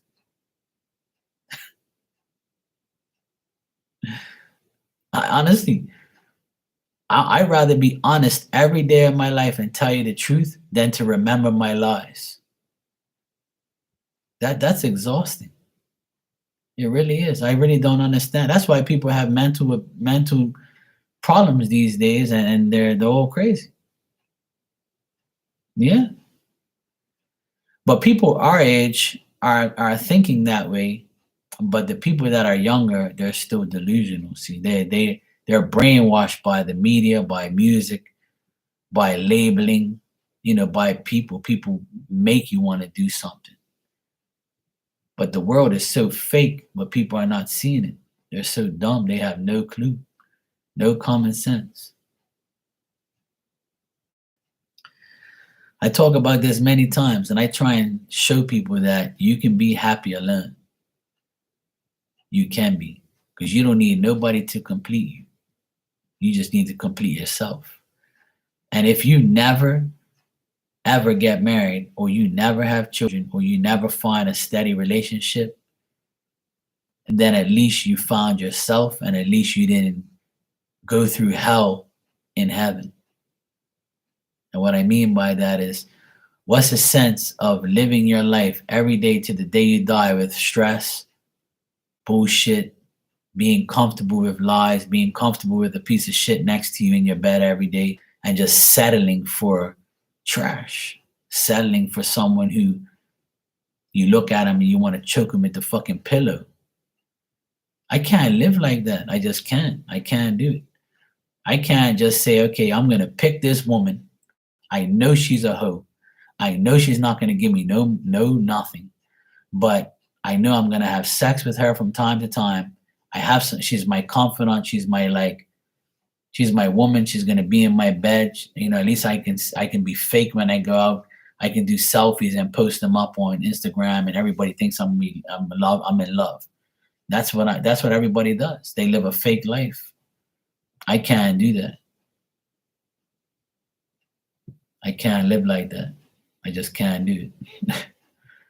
I'm not desperate to be in a relationship with someone that's not respectful and lies to my face, possibly cheating on me or not meeting me halfway. I can't live like that. And nobody should be living like that. Nobody. But I know a lot of people that do, and it's sad. And I tell them what I tell you. Get out of that. Don't be that way. Don't. But see, people actually think they need somebody. Hey, David, how you doing, bro? Yeah, it should be, but it doesn't end up that way. There's always somebody that's gonna do more than the other, which is fine. If I had a wife and if I had a relationship, I'm not gonna say wife, but if I had a relationship with a woman right now, and I was, dating her for 3-4 months, and everything was going perfectly fine, and I was like, this is the right one. And then all of a sudden, she said to me, hey, Mark, I'm working late tonight, and I'm not coming home till 8:30. So, go ahead and have dinner without me. Hey, Cindy, how are you, sweetie? Go ahead and have dinner without me, and I'll see you when I get home. I love you. Whatever, And then I happen to go to the city and go cross her job, and I see her walking out of her job with a guy. at 7:30. So what am I gonna think? I'm gonna be like, she just lied to me. You know? She's with some random dude walking around out of a job and she's going somewhere. And I happen to follow her and she goes to dinner with this guy and I'm home defending for myself. And I'm saying, look, this woman's fucking lying to me. Okay, LA. Good to see you, sweetheart. No problem. You're welcome and thank you for coming and getting one. You too. Have a great night, sweetheart. Take care. You know, that's the thing. We have to be. I have a card in my deck that says investigate the person you're dealing with. And the reason I made that card because, and it comes out many times, is because we actually need to be a private investigator for the first 6 months of dating somebody. And if you're not, then you're a piss poor investigator. And my opinion and my advice to everyone is when you date somebody and you're getting to know them, you don't have to interrogate them. You just got to be a private investigator. When they tell you, I'm doing this and I'm doing that, go see if they're really doing it. You're not a stalker. You're just being a private investigator. It's two different things. It's two different things. There's one thing being a stalker and there's one thing being a private investigator.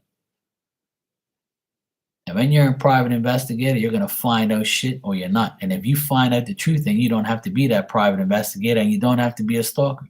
You can start to be a truster, a person who trusts that person because they're not giving you a reason to not want them or to trust or not to trust them. And I've done it a few times where I'm like, yeah, let me see if she's lying. Let me see if she's really going to Cindy's house tonight and have a girls' night. I'll drive by. I'll find out where Cindy lives. And I'm going to drive by to see if my sweetheart Maria is really at Cindy's house. And if I see her car there, I'll be like, okay, she ain't lying. That makes me feel better. I'm doing a good private investigating job. Well done, Mark. Good to go. Now you can go home and watch the game and not worry about your woman being with some other dude. She's at her friend's house. Cool. Then you let it slide, let a couple weeks go by. Hey, Mark, I'm going this place. I'm going that place. Okay, cool. Whatever. You make the private investigating mission again. And if it passes again, then it passes. God's going to put you in the right place at the right time. Let me tell you, Jade, I've been through a lot in relationships. God's put me in the right time at the right place to see the right things because God can see. God can see what you can see and can hear. And he sees and hears those things, and he's gonna say, let me put Mark in the right place so he can see this woman is lying to him. Or let me put him in the right place so he can see he can actually trust this person. And that shit happened to me today. I met someone online about a week ago. And I don't really care for online things. I've been through my disasters of online dating. And I don't want to do that. But I said, I'll give this person a smidget of a chance. As soon as he fucks up, I'm done. So this chick starts telling me things, and then she posted up a picture of the snow. A picture of snow on top of like a heater or something. And she didn't say anything. She just posted the picture. And she told me she was from a certain state. So I looked up the weather and said, let me check to see if this person really has snow in their state or why the hell they're posting up this picture, because it looks like it's right outside their yard or whatever. Without their maybe they're posting it because their heater's fucked up because the snow's on it or something. So I said, let me test her out. Let me do some private investigating. So I know where her state is. I know where she's from. So I looked at the weather and there's no snow in the forecast. And there hasn't been no snow in no forecast where she lives. So I said, hey, didn't you say you live at this place? She's like, yep. I said, well, it's not fucking snowing. So what's the picture you got on your thing for?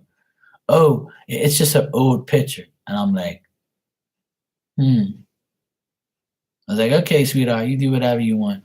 No problem. I started not speaking to her, and then she started speaking to me more and more and more. And she was like, "Oh, it's just a picture." I'm like, "Okay, no problem, sweetheart. Just checking if you're lying.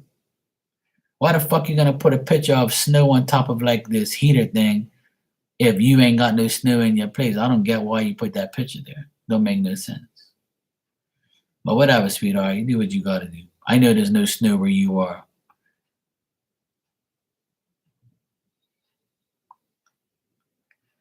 Well, yeah, that big. I feel the same way, bro. Hey, how you doing, sweetheart? How you been? How's things? Good to see you. I'm glad you're alive and well. I ain't seen you forever. Hope everything's good.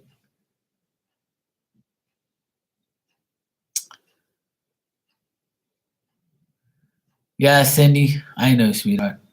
You have to stay positive for your mom and stay positive for yourself.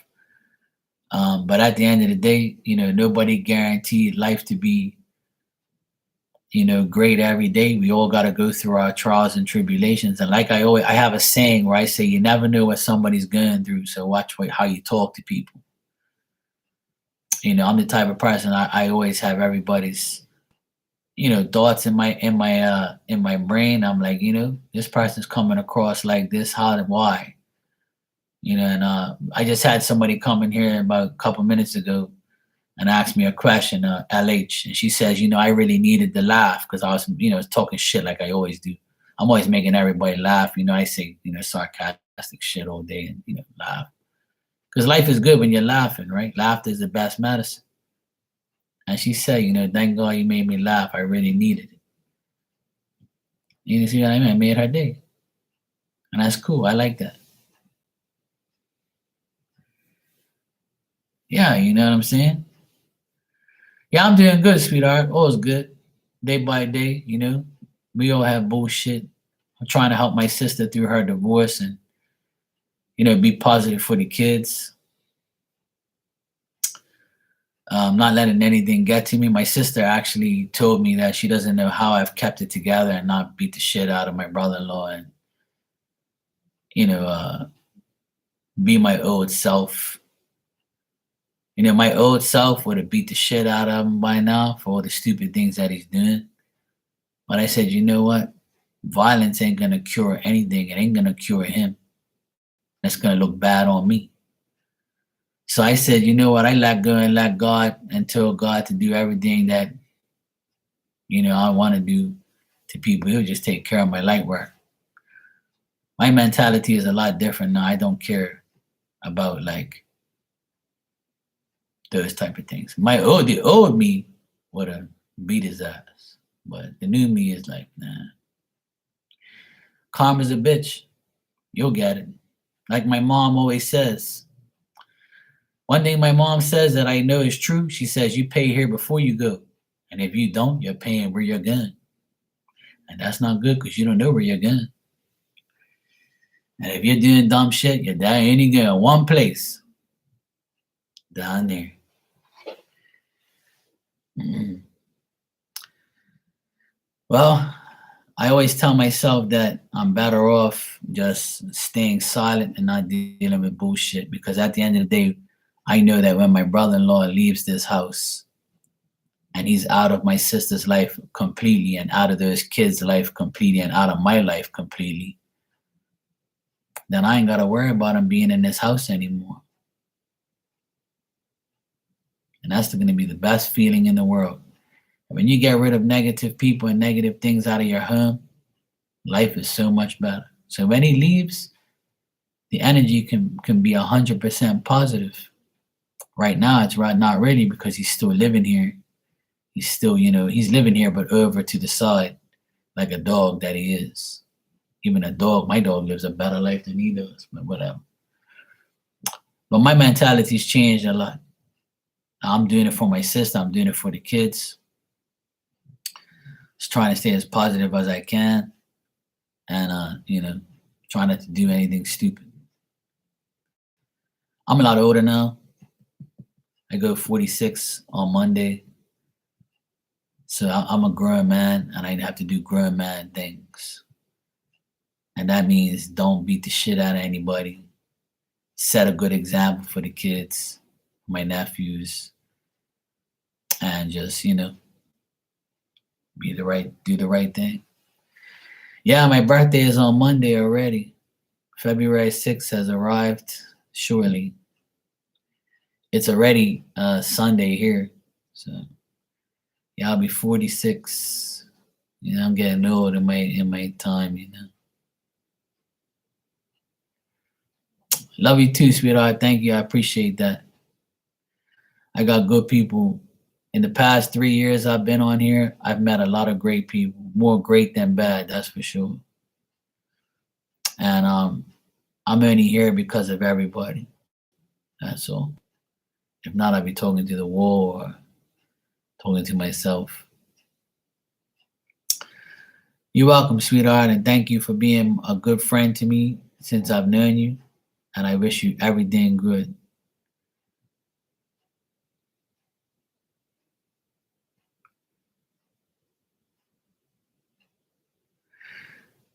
No problem, Cindy. I appreciate that.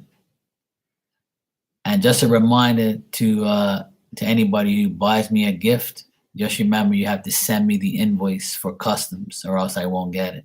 Yeah, that's just a reminder. I even put it on I put it on the actual wish list thingy there, because some people forget, and then I'm like, they would calling me like, you have a gift there for you, but we need the invoice. Fucking people. It's a birthday gift. We don't care. You got to pay for it. You got to pay duty on it. I'm like, can't even get a gift without having to pay for a fucking thing.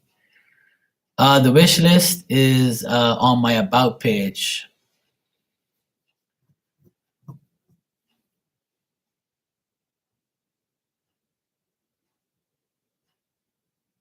Yep, I have to pay the duty. Yes. Yeah. When the gift arrives, they say you have to pay a certain amount of money for the gift, for the thing. Yeah, unfortunately, that's the case. And I can tell them it's a birthday gift. You can write right on the box, this is a gift for Mark, and they don't give a shit. Because if that was the case, that's the thing.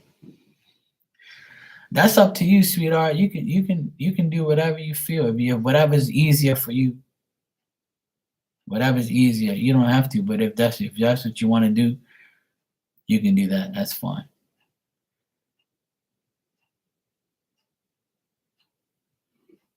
It's whatever you like.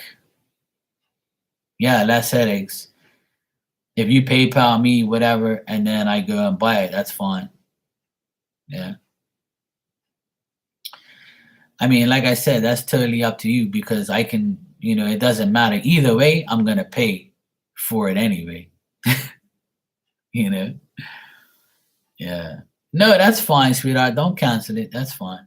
It doesn't matter really, because it doesn't matter. If you PayPal me the money and I go buy the gift and I bring it in, I'm still got to pay for it regardless. I have to pay for it. In Bermuda, in this country, in Bermuda, we have to pay duty because we're an international country that everybody has to pay money. So either way, if you were to give me $20 right now on PayPal and said, hey, go buy something for yourself, and I order it on Amazon and I bring it to Delaware where my account goes, and then it comes to Bermuda, I still got to pay like $20 to go get the gift, because you have to pay a certain duty. It's life, but to me, I don't care, because it's like I'm still getting the item, I'm still getting the gift.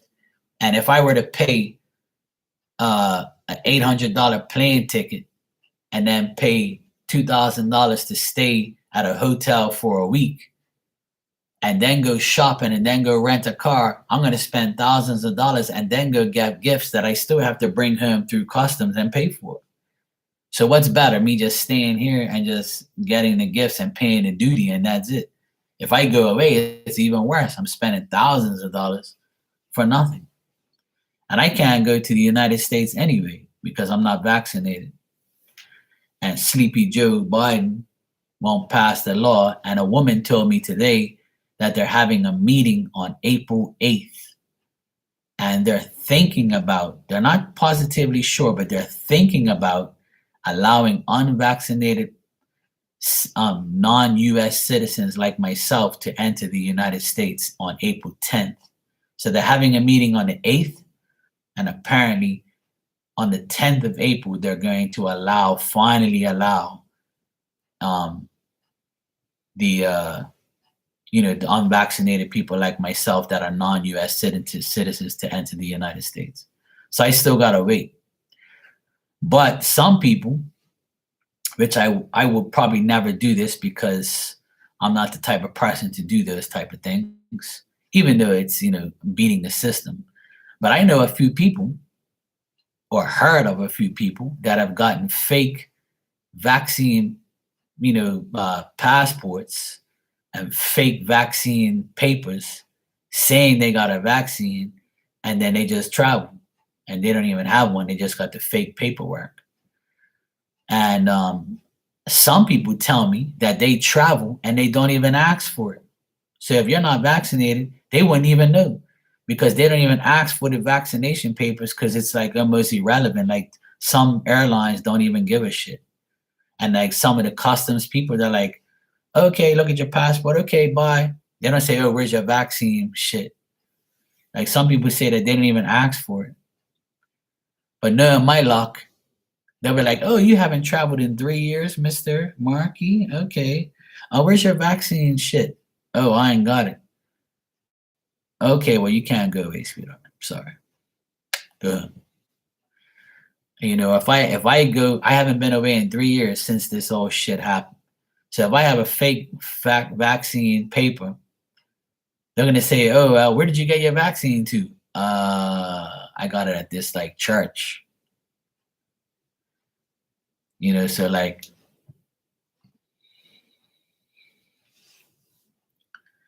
exactly, Cindy. But I'm a law-abiding citizen, like they say, a law-abiding citizen. I can't remember what the fuck they say that, but how the United States people say that. But exactly, that's the bad part of it all. But I don't mind. I can wait till April. Yeah, law-abiding citizen. There you go. I knew I was saying it right, but I couldn't remember how to say it. But anyway, I was tongue twisted there, tongue tied. But I refuse to get the vaccine, and I don't care if I can't go to the United States. I really don't give a shit. I love the United States. I love Boston. That's my second home, and I miss Boston. I wish I can go there right now for my birthday, but unfortunately, I can't. But I can wait till April 10th. That's fine. If you want to make me wait 3 years, that's cool. Because in the last 3 years, I've been stacking my money. And when I go on this trip, I'm going to enjoy myself to the fullest. Yeah, damn right. I'm going to go get a nice hotel. I'm going to spend a lot of fucking money. I'm going to shop till I drop. I'm going to eat all nice things and do nice things. I'm going to pay it forward to some people that I'm going to give every bum on the street $5, $10. I'm going to say, hey, I miss you guys. Here you go. I remember you. You need $5, go get your fix, bro. I don't give a shit. Here, take the fucking money. I haven't seen you for 3 years. Yeah, here you go, bro. Here's $10, man. For all the years that I didn't give you anything. Man, it's a pain in the ass, I tell you. But I'm not really, discouraged or feeling like bad or anything. I really don't care. Traveling is a big part of my life. I love going away, but at the end of the day, I really don't give a shit. Like, it don't bother me. I've been very busy, and it's nice to be working and having fun.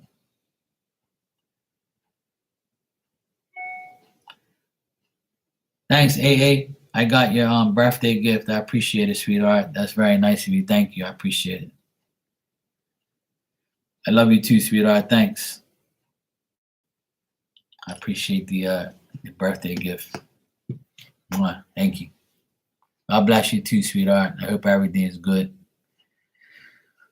But yeah, it's a pain in the ass, but I'll get there. When I do get to travel, I'm gonna get to go to the places that I want to go to the United States. So I want to make it over to the West Coast and see all my friends that I haven't seen yet. I want to go on a nice trip. I want to get the fuck out of here. I want to go here to Boston. Then I want to go Boston to Texas. I know if you are single, oh my God, you be mingling. I want to go visit Ilda. I want to go visit AA. I want to go visit Cindy. I'm going to go visit all my friends in California.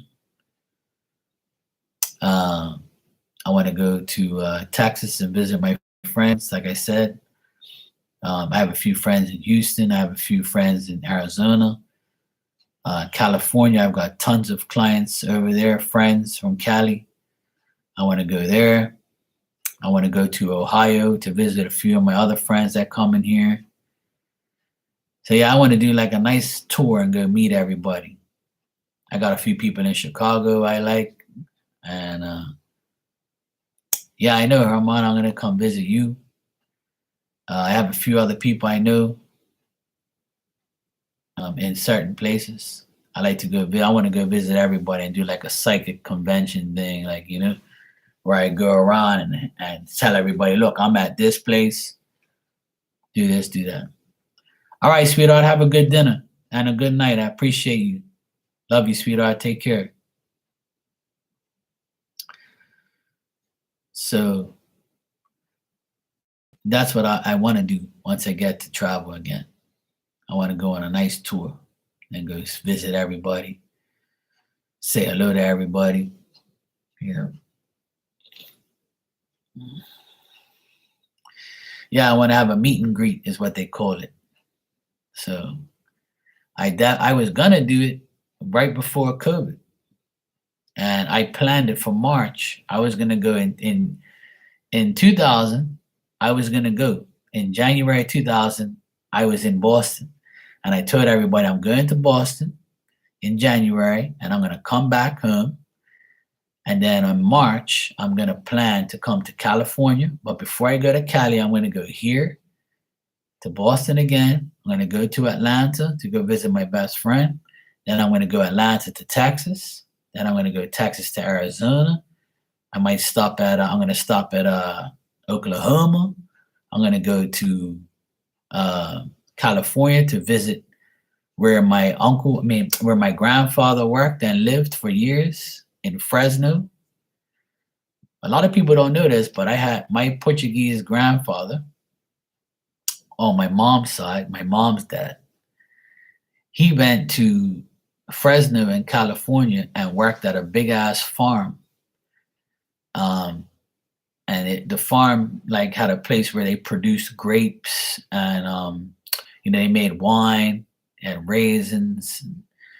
You know, he dealt with the cows. He was a farmer, and he worked at his brother's place because his brother married an American lady from California. And then my grandfather ended up going out there and working there for many years.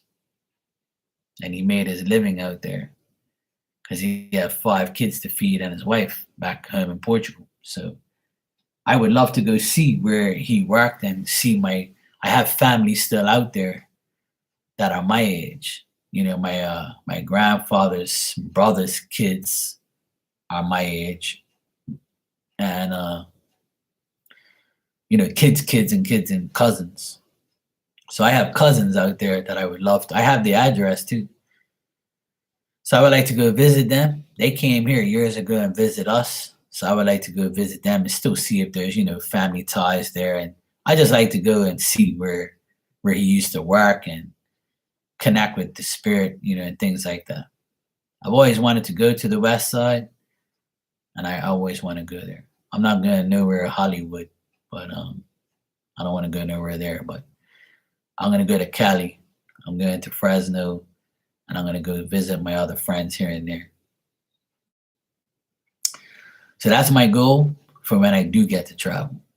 I definitely want to go, you know, pace my traveling and go stay in this place for a couple days, stay in that place for a couple days, maybe drive instead of fly too much. I want to drive a little bit, and I'll drive for a bit, go explore things, and things like that. I want to do it. I want to go on like a whole month and just get the heck out of here and just go away for a whole month and just travel, just go see everybody. Hey, what you guys doing?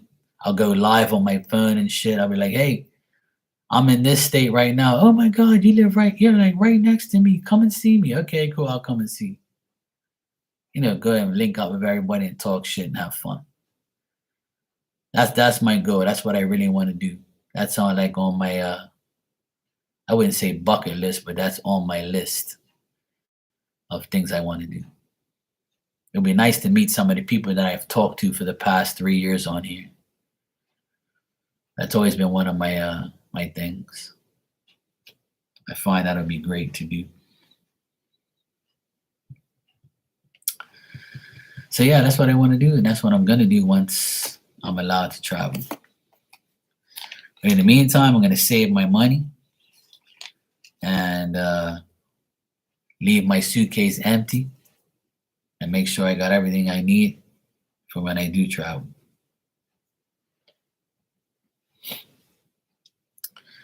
I'm not going to take too much stuff with me. Oh, that's all right, Cindy. No problem, sweetheart.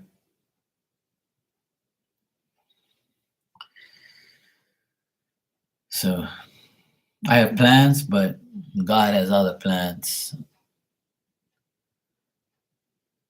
COVID messed everything up, man. I was so pissed. I remember like when it all went down, I was like, you got to be kidding me. And I was like, no way. I want to go away so bad. I was going to go and visit everybody. It was like on the peak of being on here where I had everybody lined up. That's all right, though. It's still very possible. And plus, I've met a lot more people now. So it's good.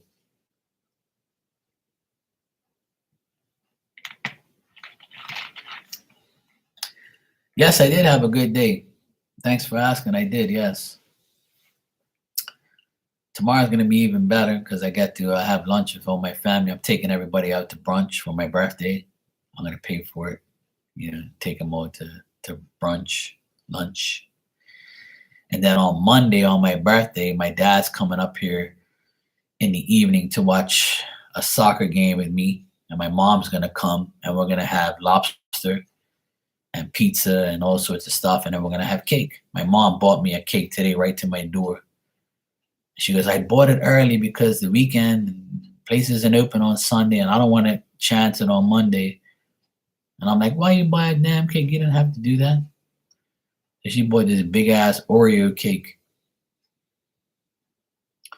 Big ass chocolate cake with Oreo stuff all over it. And I'm like, oh God.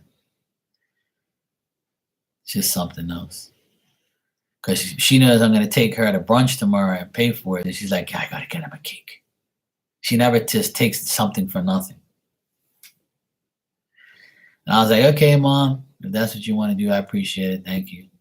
She goes, why don't you eat the cake tonight? I'm like, no, I'm not going to eat it tonight. Just leave it in the fridge, and I'll eat it on Monday.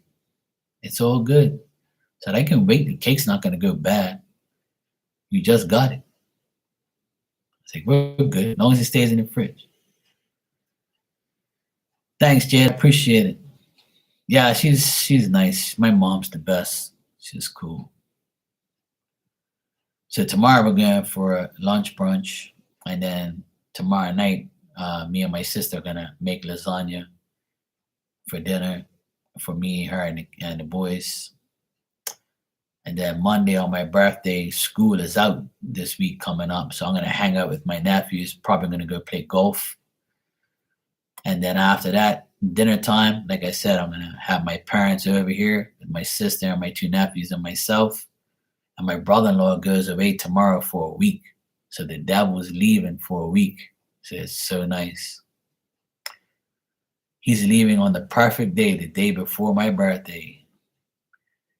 He's leaving tomorrow for a whole week. He's going on a skiing trip with his sister and his niece and nephews and his brother-in-law. And I'll be like, yeah, fuck you, good riddance. Get out of here for a week. So it's going to be like the best week ever because he's leaving tomorrow. So the negative Nancy leaves. And we can call him a lot of things. He's got a lot of names right now, more names than he's ever had. But I'm going to see you. I'm going to say goodbye, sucker. See you later. I hope the flight leaves on time and gets the hell out of here and there's no delays. And I hope it's delayed on your way back so I don't have to see you for another couple hours or a couple of days. Hopefully there's a fucking snowstorm in Canada and he can't come back for another day or two. That'd be great. The longer he stays away, the better. The more we can declutter. But a week's great. A week without seeing his ass would be good. I don't see him now anyway, but I know he bothers my sister and the kids. But it'll be nice. He's leaving in the perfect week, my birthday week.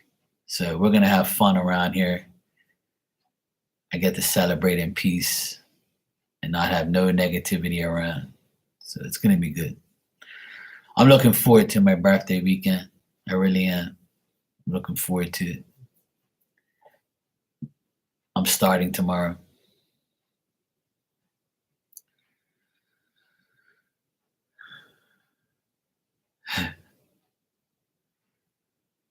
It's all good though. Life's been crazy this past few years. It really has. Life has been, these past 3 years have been insanely crazy. Before I go, I'll never forget in 2019,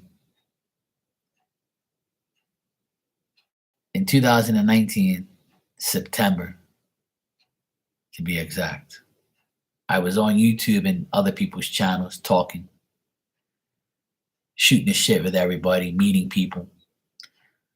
You know, I was already broken up with somebody, but you know, it was like kind of like, you know, fading out. I was kind of getting over it, but still talking about things with people and things like that. I was getting stronger and stronger. I had just, you know, things were getting better for me around 2019, the end of 2019. Going through some difficult things here and there. And then it was September something, I can't remember. I think it was September 18th, 2019. I was in somebody's room talking shit, pulling cards for people. They're like, Mark, you got to start your own channel. And I was like, well, how do you do it? They're like, oh, click on this, click on that, blah, blah, blah. Next thing you know, I went live. And the people that, you know, saw me, they clicked on my channel, started coming in there, talking shit and stuff, having fun. Next thing you know, I was doing it every day. And I was up till wee hours of the night like I am now. I was on there for like hours, just shooting the shit, pulling cards for people, doing readings for people. And for free. I did it for free for months. Then I started meeting more and more people. More and more people started talking, coming around, having fun, you know, shooting the shit like they do still till today. And I was like, why is this happening to me? Why am I, you know, getting into this psychic thing? And like, I've always looked at this as a hobby, never really looked at it as a serious thing. Because sometimes when things don't happen for you, sometimes you think you can't make something happen for somebody else. So that was always my mentality back then. And that happened in September. So from September to the end of that year in 2019, I was going pretty strong. By the end of the year, I had a good little following. You know, channel started to grow, started to get more and more people. People started to say, hey, you know, you're really good. You know, we like you. We like the conversations. We like how you make us laugh. You know, things, you know, same thing that happens today. And then when 2000 came, the year 2020, sorry. When 2020 arrived in January, I was still good. And I never forget, I went on a trip. And then when I came back, I was kind of like stuffed up and whatever else. And then my birthday came by and everybody, you know, sent me gifts and donations and things like that. And I was overwhelmed. I couldn't believe it. You know, how much love I got within a matter of months. And then March came in 2020, and then COVID hit. But see, I was already established in my channel since September. So September, October, November, December, January, February. I was on here for 6 months when COVID hit. And how convenient that happened, how God put me in this position where, and I was doing readings for everybody, and it was always negative. 90% of the readings I did was negative leading up to COVID. 90% of the readings and pick of cards, and even like the 12 zodiac signs readings I was doing, a lot of it was negative shit. And everybody's like, kind of getting discouraged listening to me. It was like, fuck, Mark, there's nothing positive, like nothing happened. I was like, next thing you know, bang, COVID came.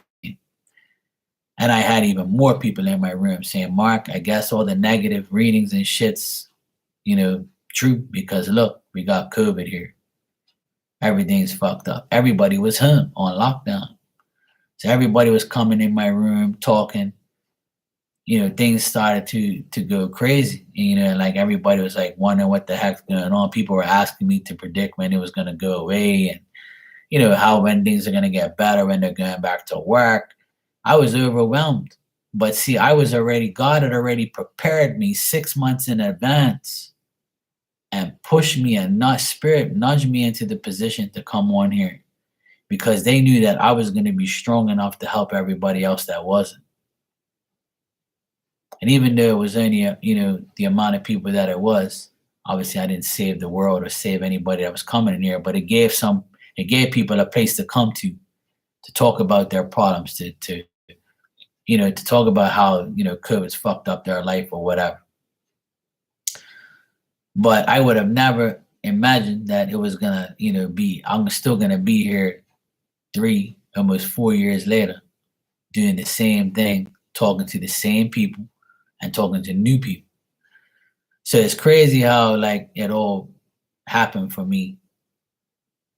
That one day I just clicked that button and said, I'm gonna go live and start my channel. But I would have never known that we was about to go into a fucking crisis for the next couple of years, and still going through COVID bullshit till today. Some people have it worse than others, obviously. But, I felt like that Spirit put me in the right place at the right time and started me off at the right time. Exactly. So, I pretty much, got put here for that reason. It's when I look back on it all, it makes a lot of sense, because I never wanted to do it. I avoided it. I was like, I don't want to come on here and do this shit. Like, I'm not doing this. No. I'm not listening to everybody's problems. I'm not pulling cards for crazy people. I'm not listening to the same shit. I don't need the money.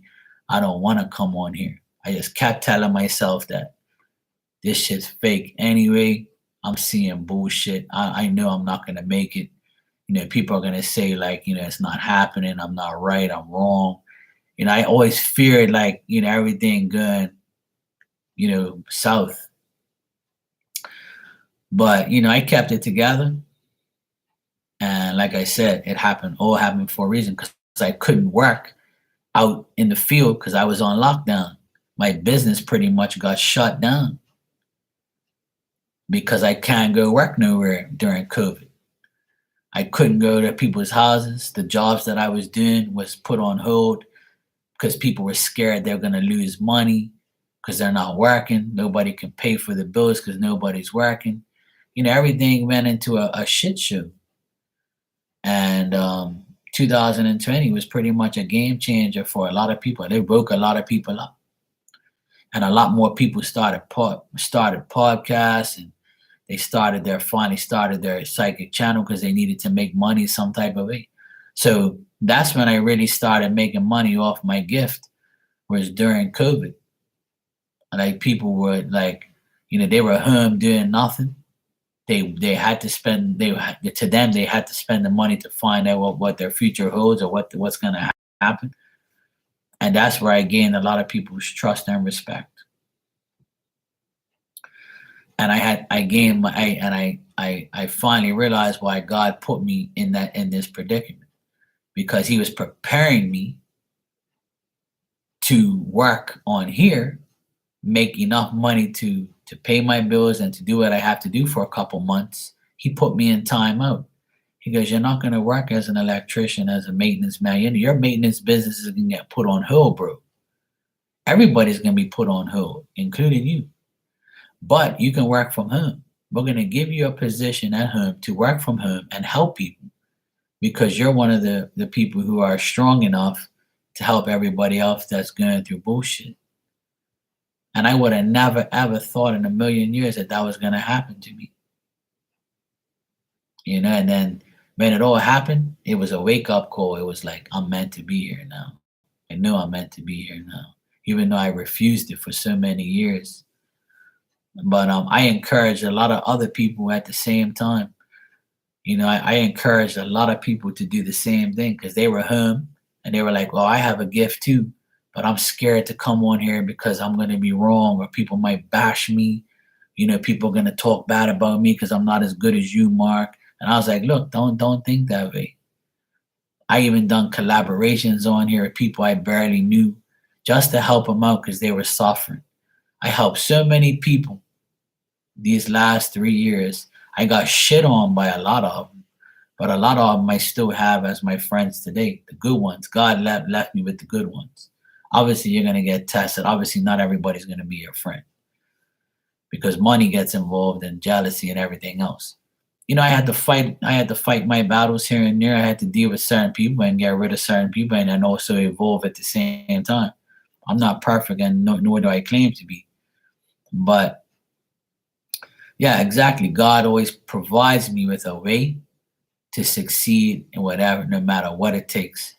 And that's the value of a good person. If you're good to yourself and you're good to a lot of people, then you'll get what you want, because God's always going to provide you with what you need. And that's what he did with me. He gave me a heads up. He put me in a position to still make money, to still work, and to still help people and do something that I'm good at.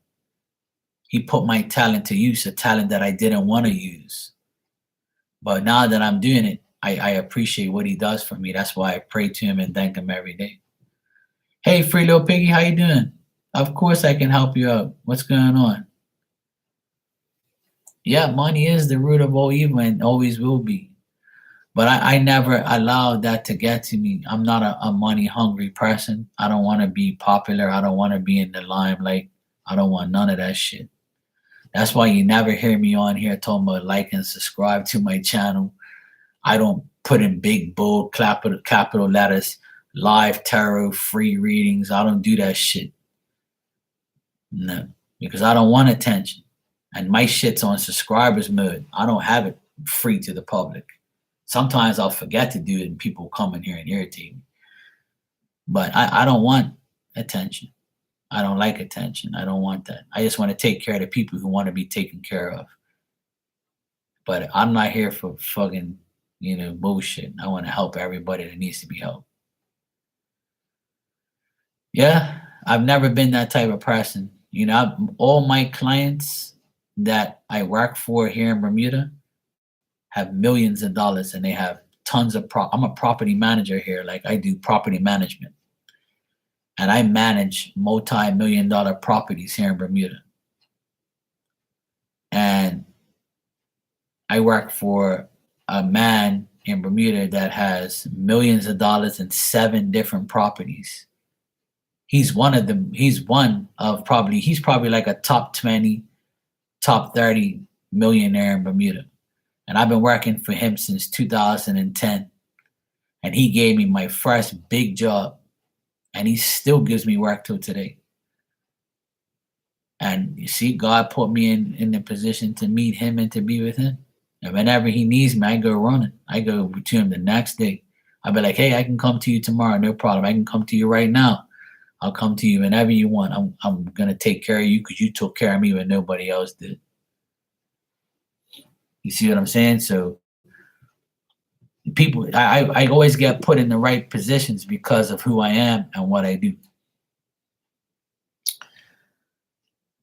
But for the last 2 months, I had no sales in my business. I'm totally broke.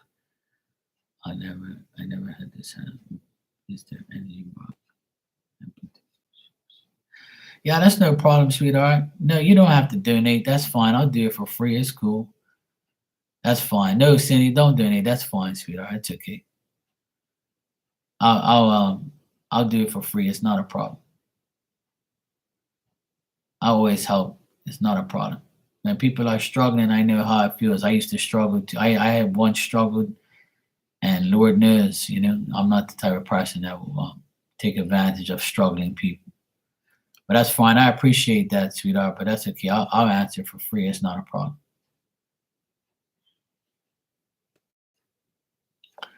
Well, you know what, sweetheart? It happens. People. The thing is you have to take it and try to make it better. The only person that's going to help you get through it is you. God can only do so much. You could pray every day, but if you sit there and not make nothing happen, then it's on you. You know what I'm saying? You got to make it happen. You got to find a way. There's always a way.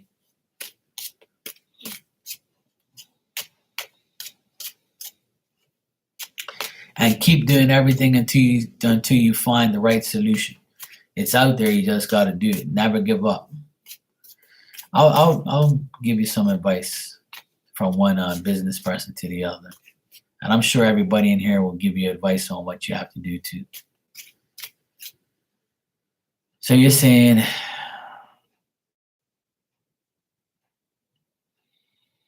yeah, I want to. You're saying, is there an energy blockage? Now,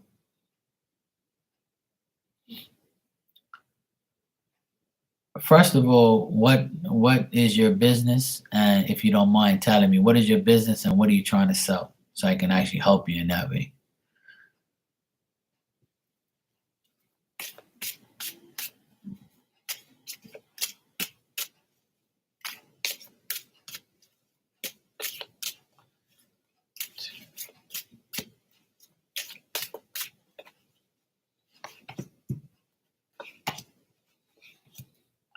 As far as the energy blockage, I would say no. No. I don't see an energy block. I'll tell you exactly what I see here. What it is you sell art, canvas, prints, framed and non-framed, as well as original paintings. Oh, well, you're in luck because we have someone in here who is an artist and might have some advice for you. But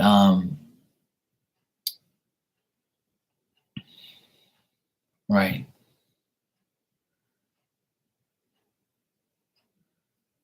Okay. So what this is telling me here, as far as I'll tell you what the cards say, and I'll tell you what I feel as well. What the cards are saying is,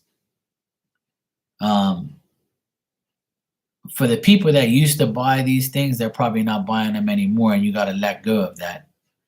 Any past presents you've dealt with, they're not going to come through for you now. You got to find new ways, obviously, and I know you're trying to find new clients in new ways, and that's the best thing. That keep doing that. The opportunities are coming in the future. I can tell you that. It's just that the plans you're making are failing, and what's coming will shortly arrive. You got to find. You got to put yourself in a more balanced force. Like force yourself to be, balanced. Make the necessary changes to maintain peace within yourself. As long as you're making enough for yourself, that's all that matters, right? I would say do something different and do something new, because the people that you used to deal with are putting you in a setback. See, there's not an energy block. There's a clientele block. So I would say that the people that you used to sell these things to, or your clients that used to buy these things, you got to find a new set of clients, a new set of buyers, a new set of people that will buy your stuff. And that's what it's telling me here, because the old ones, they've abandoned you. They don't want to deal with it anymore. Not because of you're a bad person or anything like that, or they don't want to buy your stuff. It's just that they're not interested anymore. They just have financial difficulties, or they have setbacks in their life and they don't want to deal with it no more.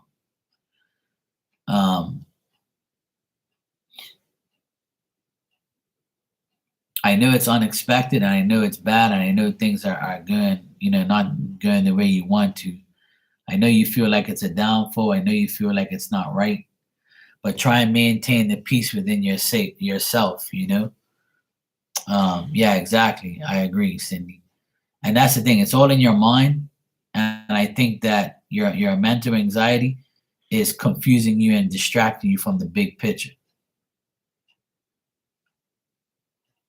I know you said you're selling your stuff on Wix, Etsy, Facebook, Instagram. Have you tried Amazon? Try Amazon if you can. And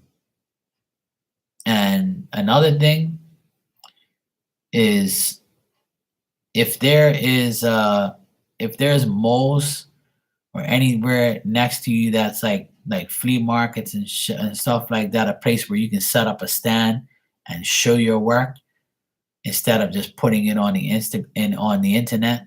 See, this is one of the biggest problems I find in the world with everything, is everybody posts things on the internet expecting people to just flock towards you. See, that's not really, physical effort. Back in the day, and still till today, if people want to sell, how kids used to sell lemonade on the side of the road for 50 cents a glass, or 5 cents, or 25 cents? They were physically in your vision. So you're like, yeah, you know what? I'm gonna go out there and get myself a lemonade today. You see what I'm saying? Nobody does that shit no more. Like, some people do. I can't say nobody. But if I was you and I was doing what you do, I would physically put my stuff, my product on the street. Yeah. Interact with people in our galleries, right? But that's the thing. You got to go somewhere where you can do it in a free way. The thing is that, see, I'm not saying that that's an excuse, but you can't think about that.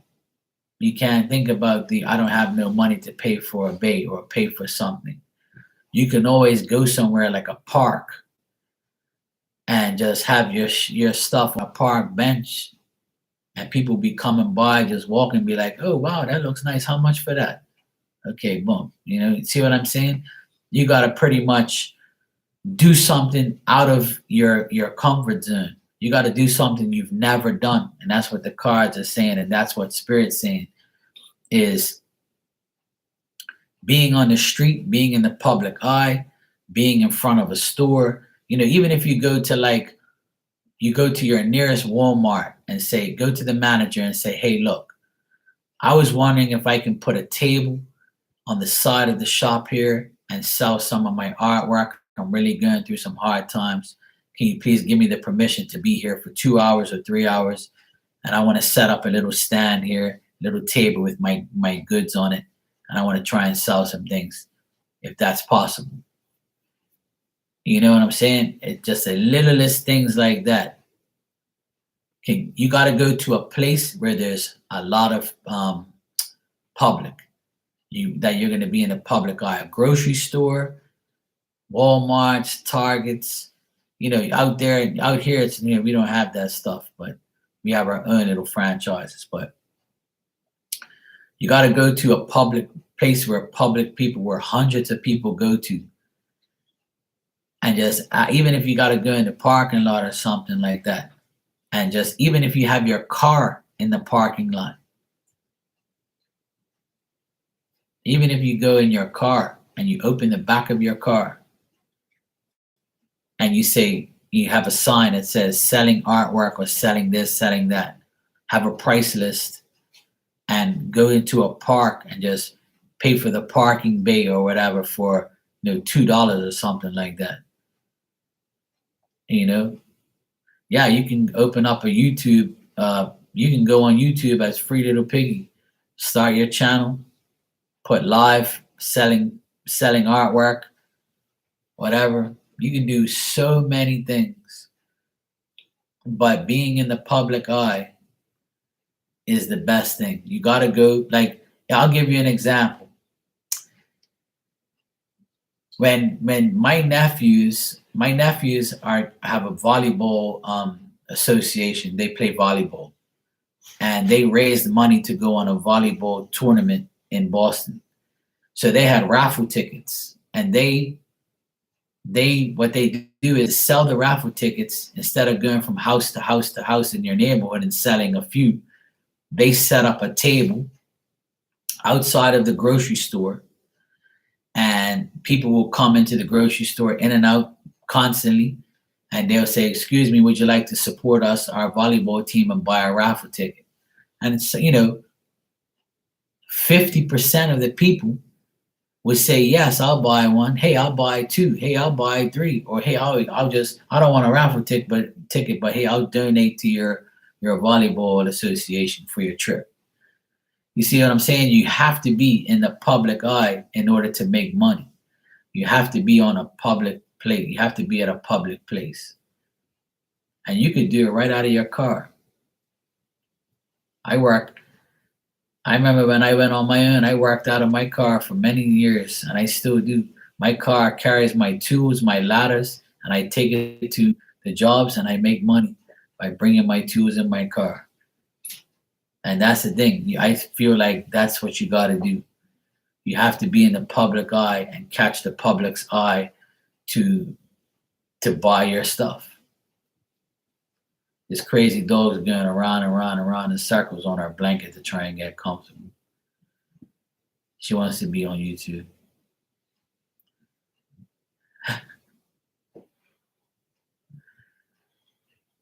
What are you doing?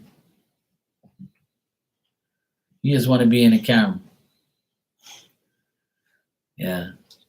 But I don't see an energy blockage, to be honest.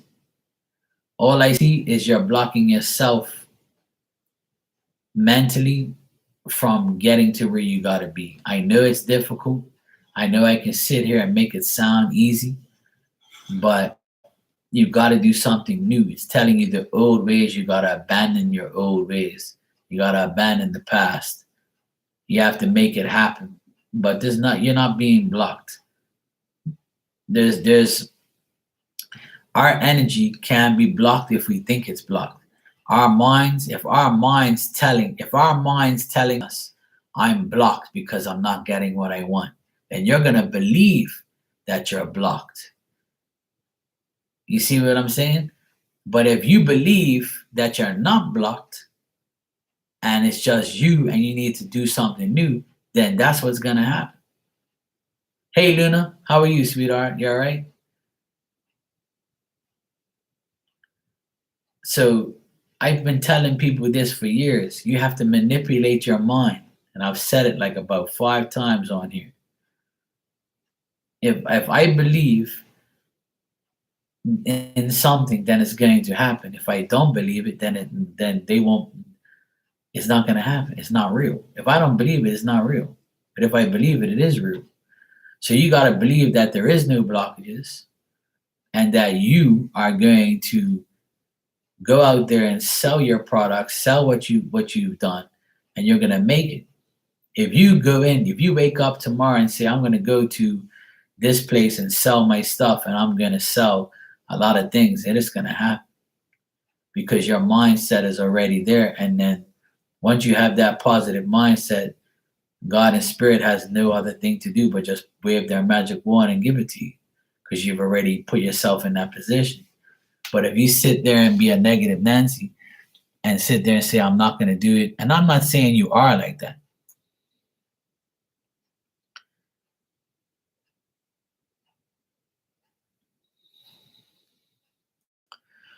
Oh, okay, I got you. Right, I got you. But okay, if you can't do it that way, then if you can't do it that way, then you got to do it another way. That's all. That's pretty difficult. If your art is high end, selling it out of your car is not a good look. But at the end of the day, um, it's a suggestion, but you don't have to do it like that. But yeah, I agree. You have to reach a different audience, and that's what the cards are saying. It's not a blockage; it's just a different amount of people that you have to deal with. Um, it's like here. I don't have the same clients every year. I don't have the same people that come in here. I have new people coming here every year, every month, every day. I always meet somebody else. It's a part of life. And sometimes the old clients never come back because they move on and they get what they wanted or get what they asked for, and then they don't have to come back here, and that's perfectly fine. um I've been in business for almost 16 years now, and I've never had the same clients. I always have different people, different clients. Some I have same clients. Yes, I have one or two since I started 16 years ago, but there's always somebody new. I always have to do something else. And being an electrician for the past 25 years, I had to learn new things, LED shit now, and how to hook up this now. This has got to get hooked up on a different frequency. This is on a different voltage. I got to test this out before I get it passed. So I'm constantly learning, and everybody is constantly learning. We all get new phones. We all have a new internet. We have a new system. We have to do this. We have to do that. Everything's evolving. So we have to go with the times. So what I would say is find another way. Find another way. And try not to limit yourself just to doing the artwork.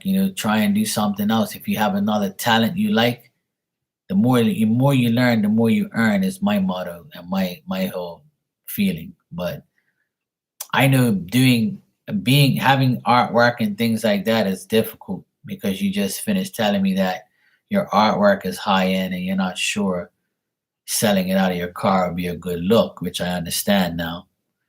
There's 2 meters long and it won't even fit in the damn car. So if taking pictures of it and putting it on the internet is not working, then there's got to be another way to do it. Hey, and that's all that matters. If you feel like you can do a job cooking in a kitchen, then go for it. I just finished explaining in here. I don't know if you caught me talking about it, but I've been doing maintenance and electrical and property management for the past 20 something years. But I had my own business 16 years ago. September will be 16 years I started. And I do everything. I don't say no to nothing. I do everything. I do plumbing, electrical, painting, construction, cleaning, whatever. I don't give a shit. I'll do whatever it takes to make money and survive. But when COVID came, I had to come on here and make money as a psychic, which I didn't want to do. But I was on lockdown, so where am I going to go? I have to go online and make money. And I still did shit for free. And I still do it today because I don't care. It doesn't matter to me. Whether I make money or do shit for free, I'm still doing something I love to do. So if you're doing something that you love to do, then do it. And we all have many talents. Each and every one of us in this room has multiple things that we're good at, and things you never knew you were good at, you can do. I never say no to learning. I always want to find something else. And we have to go through times where we have a shitty job, we have a good job, and sometimes we have the best job in the world, but it's still not the right thing, but we just get comfortable for living in that rut all the time. So my suggestion to you, sweetheart, if selling your paintings is not working, then you gotta divert yourself to something totally different that you like and you enjoy and you can still make money off of. Because I can guarantee you that if you want to go into a kitchen and cook, everybody needs to eat, but not everybody needs a painting. What's more important, food or a painting? And I'm not trying to downgrade you in any way or to change your mind to get away from that, because that's your passion. You love that and you had a business and it worked. But food is more important than a painting. People need food. That painting is going to stay on the wall and not do nothing for them. You got me? So I'm not trying to put any bad vibes in your brain and tell you that painting's trash and not saying that at all. Is what doesn't work for you now will eventually work for you in reality, in time, So if you want to cook, I love to cook too, and everybody tells me I should own my own restaurant because that's how good I am in cooking. I'm good at a lot of things, but I don't want to do everything like that. I'm at the position right now where I love to do what I love to do. A lot of people tell me I should do this full time. And I'm like, no, I'm going to do what I want. And I want my maintenance and electrical property management business. I like that. That's what I want to do. And I'm still making money. I'm doing that. So until I stop making money on that, then I'm going to be like you. I'm going to say, well, this isn't working. I'm going to go to something else. And sometimes you're forced and nudged by God and spirit and people to go do something else that you love. Everybody has multiple things we love.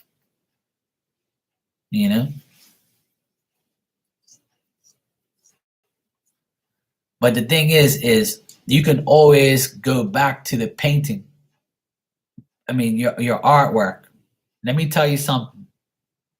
I want you to listen to the words that are coming out of my mouth right now for the next 2 minutes.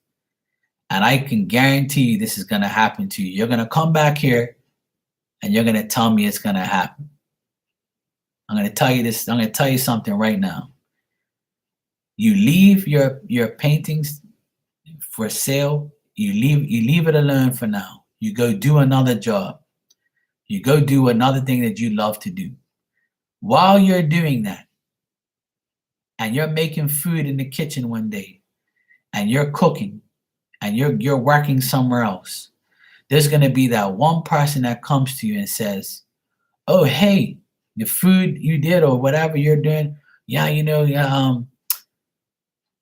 somebody I know does artwork. They do this, they do that. Oh, really? Oh, I do it too. Oh, really? I would have never known you were into art. Yeah, come check out my paintings. You take that person and they see your paintings and they say, no fucking way. I would have never known you would have done this. I know somebody that will buy this shit right now. Come to here. Come see Bob. You go meet Bob. Bob comes to your house and he says, I want all of them. This is amazing. I love this. And that's exactly how it works. Believe me when I tell you, because that's exactly how it works. And that's how it's worked for me. And that's how it works for everybody in the world. You have to divert your energy to something else you love. And then it's the things that you do have. What's better, one business or two? If you have two businesses, you get double the money, you get double the attention, you get double everything. Everything is doubled.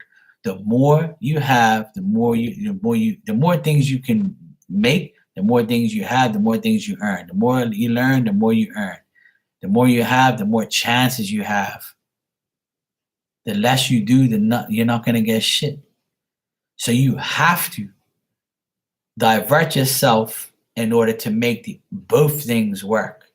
If one thing isn't working, you got to go to another thing. That's how it works. But my business is, look, I tell people 1,000,000 times, they'll see me come on here during the day. And they'll be like, oh, Mark, what a treat. We got you during the day. I say, yeah, it's raining outside right now. And you can go to a lot of my lives. And people would tell you, and I'm sure you're probably seeing me too. I'll be like, well, guys, I can't work outside because I got outside work to do, but it's pouring rain outside. So because it's pouring rain outside, I'm going to come work on here and talk to you guys. How many times have I said that? Probably 1,000 times or more.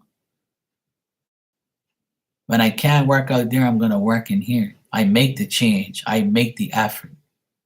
And because I do that, I get blessed.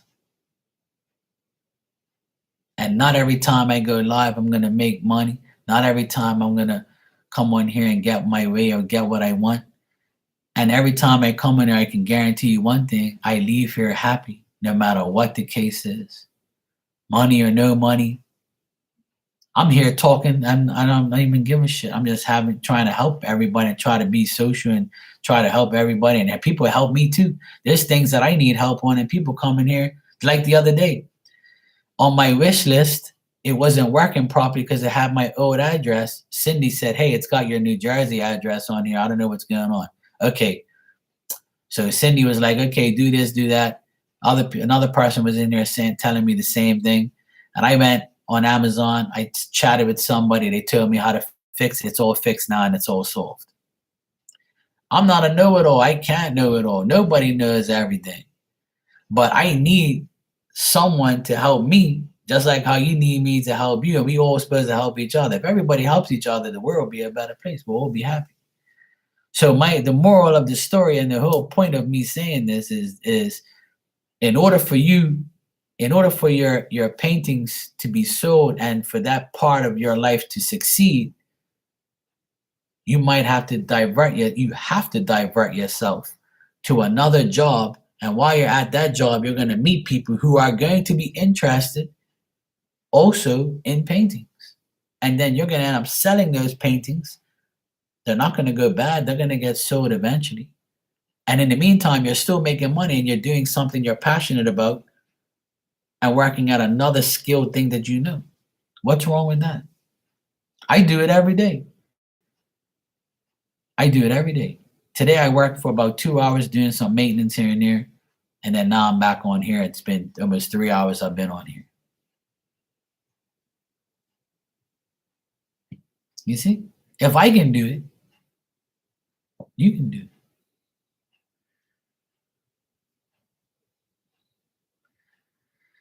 That's what life is all about. Just doing what you're passionate about, and you never should limit yourself to one business and one thing. There's many things you can do. And you're looking at a prime example of a person who wants to learn more and more every day, doesn't know it all, but would like to. And I have 2 businesses and 2 sources of income. And that makes me happy. And I can still be happy doing this and my business. My business makes me happy. The people I work for, I love very much. And the people I come on here to deal with, I love them just as much. But if I don't get off my ass and do it, it's not going to happen. If I don't come on here, how am I going to evolve? How am I going to make it? If I don't get up every day and go to work, what's going to happen? Nothing. When one thing doesn't work, you got to go to the other. When you go to the other, it makes both work.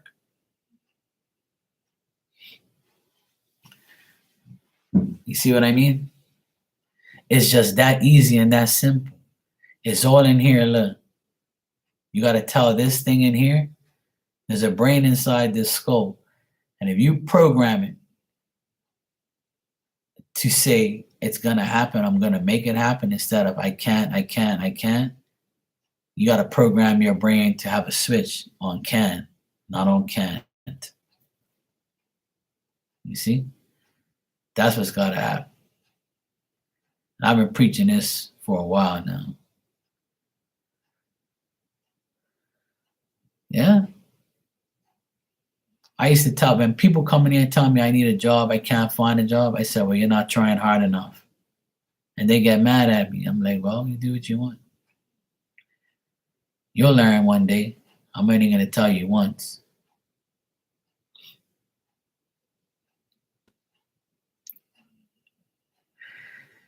Let me tell you, there's a job for everybody. You just got to find it. It doesn't matter. Sometimes, lowering your standards a bit will get you to the higher standards that you need to get to. I've learned that a long time ago. Yes, please do. And I wish you the best. I know you'll be fine. I know you'll make it. I know you'll be happy. And I know you're going to come in here and tell me that, Hey, Mark, guess what? You were right. Everything you said happened because I made the initiative to make it happen. And I'm going to tell you, don't thank me, thank yourself. You did it. You're the one who changed, not me. You're the one who did what you had to do. I'm just here to experience what you did. That's all, and then tell you I'm happy for you. That's it. That's all I want for everybody. I want everybody to be happy. I really do. I don't want nobody to be miserable and not have a job. I wish everybody to have a job and money and success and health and life. I really do. Genuinely, I do. But if you're a bad bastard, I don't care about you. Y'all let God deal with you and let the devil deal with you and poke you with his three-pronged fork. It has nothing to do with me. I'm not going to wish you nothing bad, but if you're itching for it, you're going to get it. If you're doing the wrong thing, karma's your friend. Well, sometimes you got to hear it out loud. That's another thing. A lot of people need to come in here and listen to me say it, and then it programs their brain. My words can be a program for your brain if you listen. If you're hearing me, it's one thing. If you're listening, it's another. Let me tell you, I learned the hard way too. I went from the bottom and now I'm here. And I'm still not where I want to be.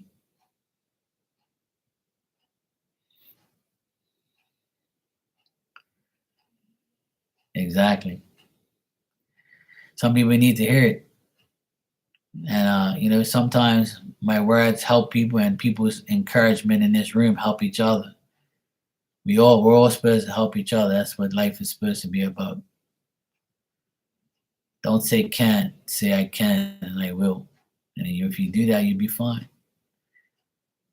It's not the end of the world. If you're healthy and you're living and you're breathing and you have food on your table and you have people helping you, like you said, you have your mom helping you pay your rent, your family's helping you, that's happening for a reason. And then when you get help, I had to get help too plenty of times. People have helped me many a times to get to where I am today. And now because I am where I am, I help everybody else. I'm not one of those people that I got helped and I'm not going to help anybody because nobody helped me. I always help the people who help me. So I always, pay it forward to the next, person that I know that needs help.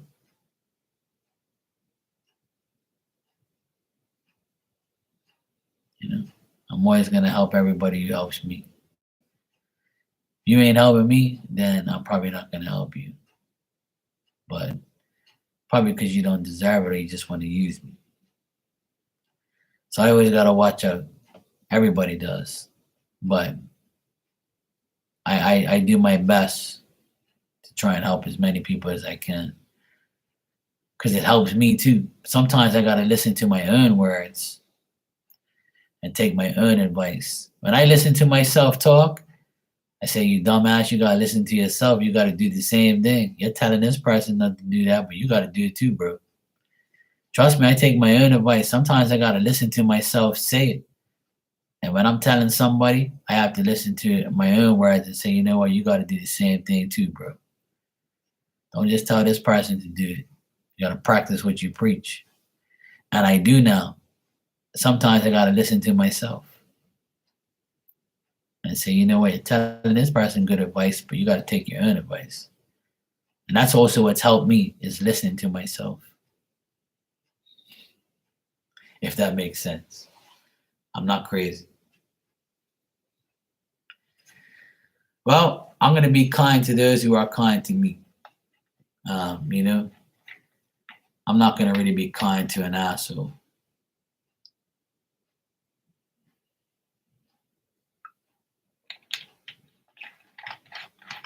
Some Action Jackson. I'm kind to everybody who comes in here. And I'm always kind. I always greet everybody.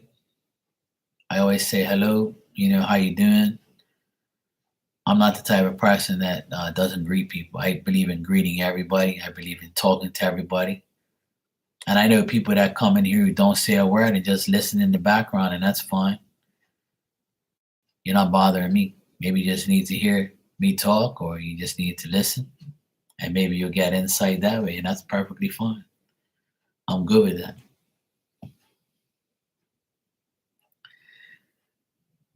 And I was telling my friend, I think she was in here earlier. My friend Lorraine says that this is regular water. She drinks spring water. That's better than mine. See, we have a little joke going on. See, this is my favorite water.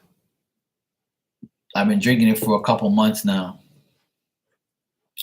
It's actually the only water that tastes like water. A lot of water that comes in plastic bottles tastes like shit. You see, this bottle is really like this plastic is really. I shouldn't be drinking. And they say you're not supposed to drink water out of plastic bottles, but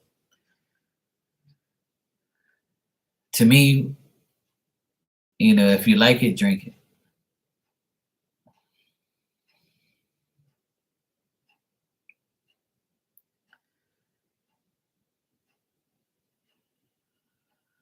Yeah.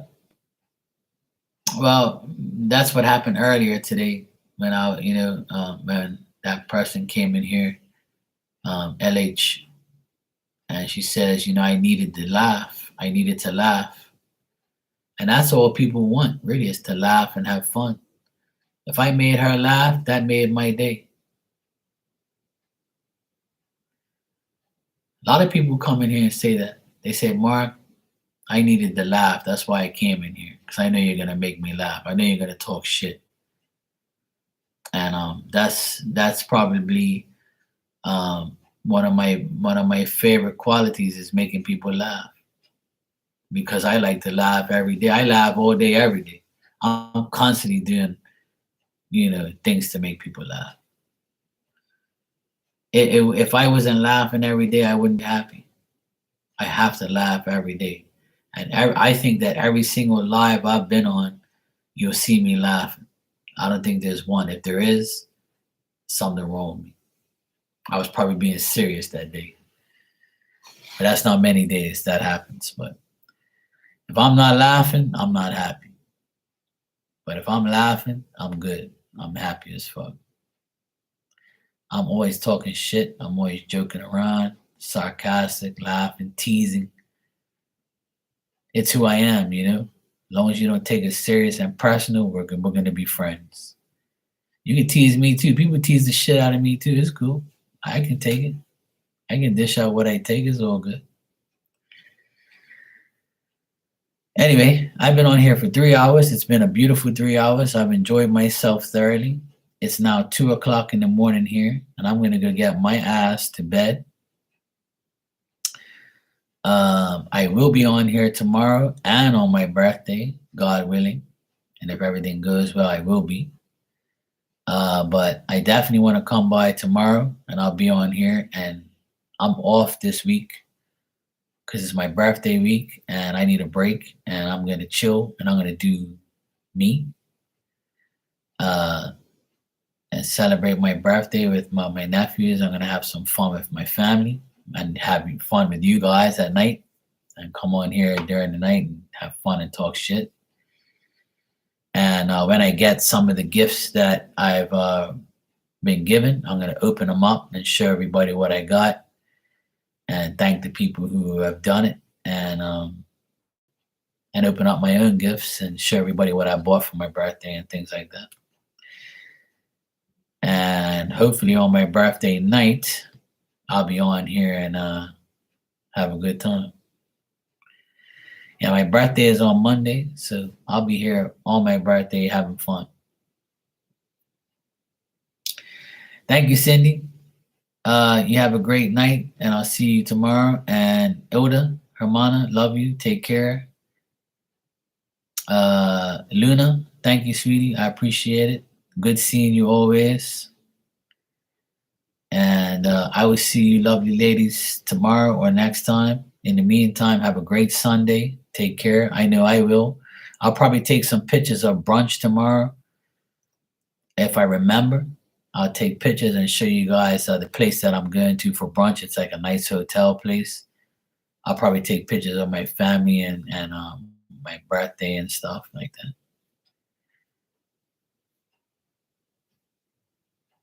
Yeah, her birthday was last week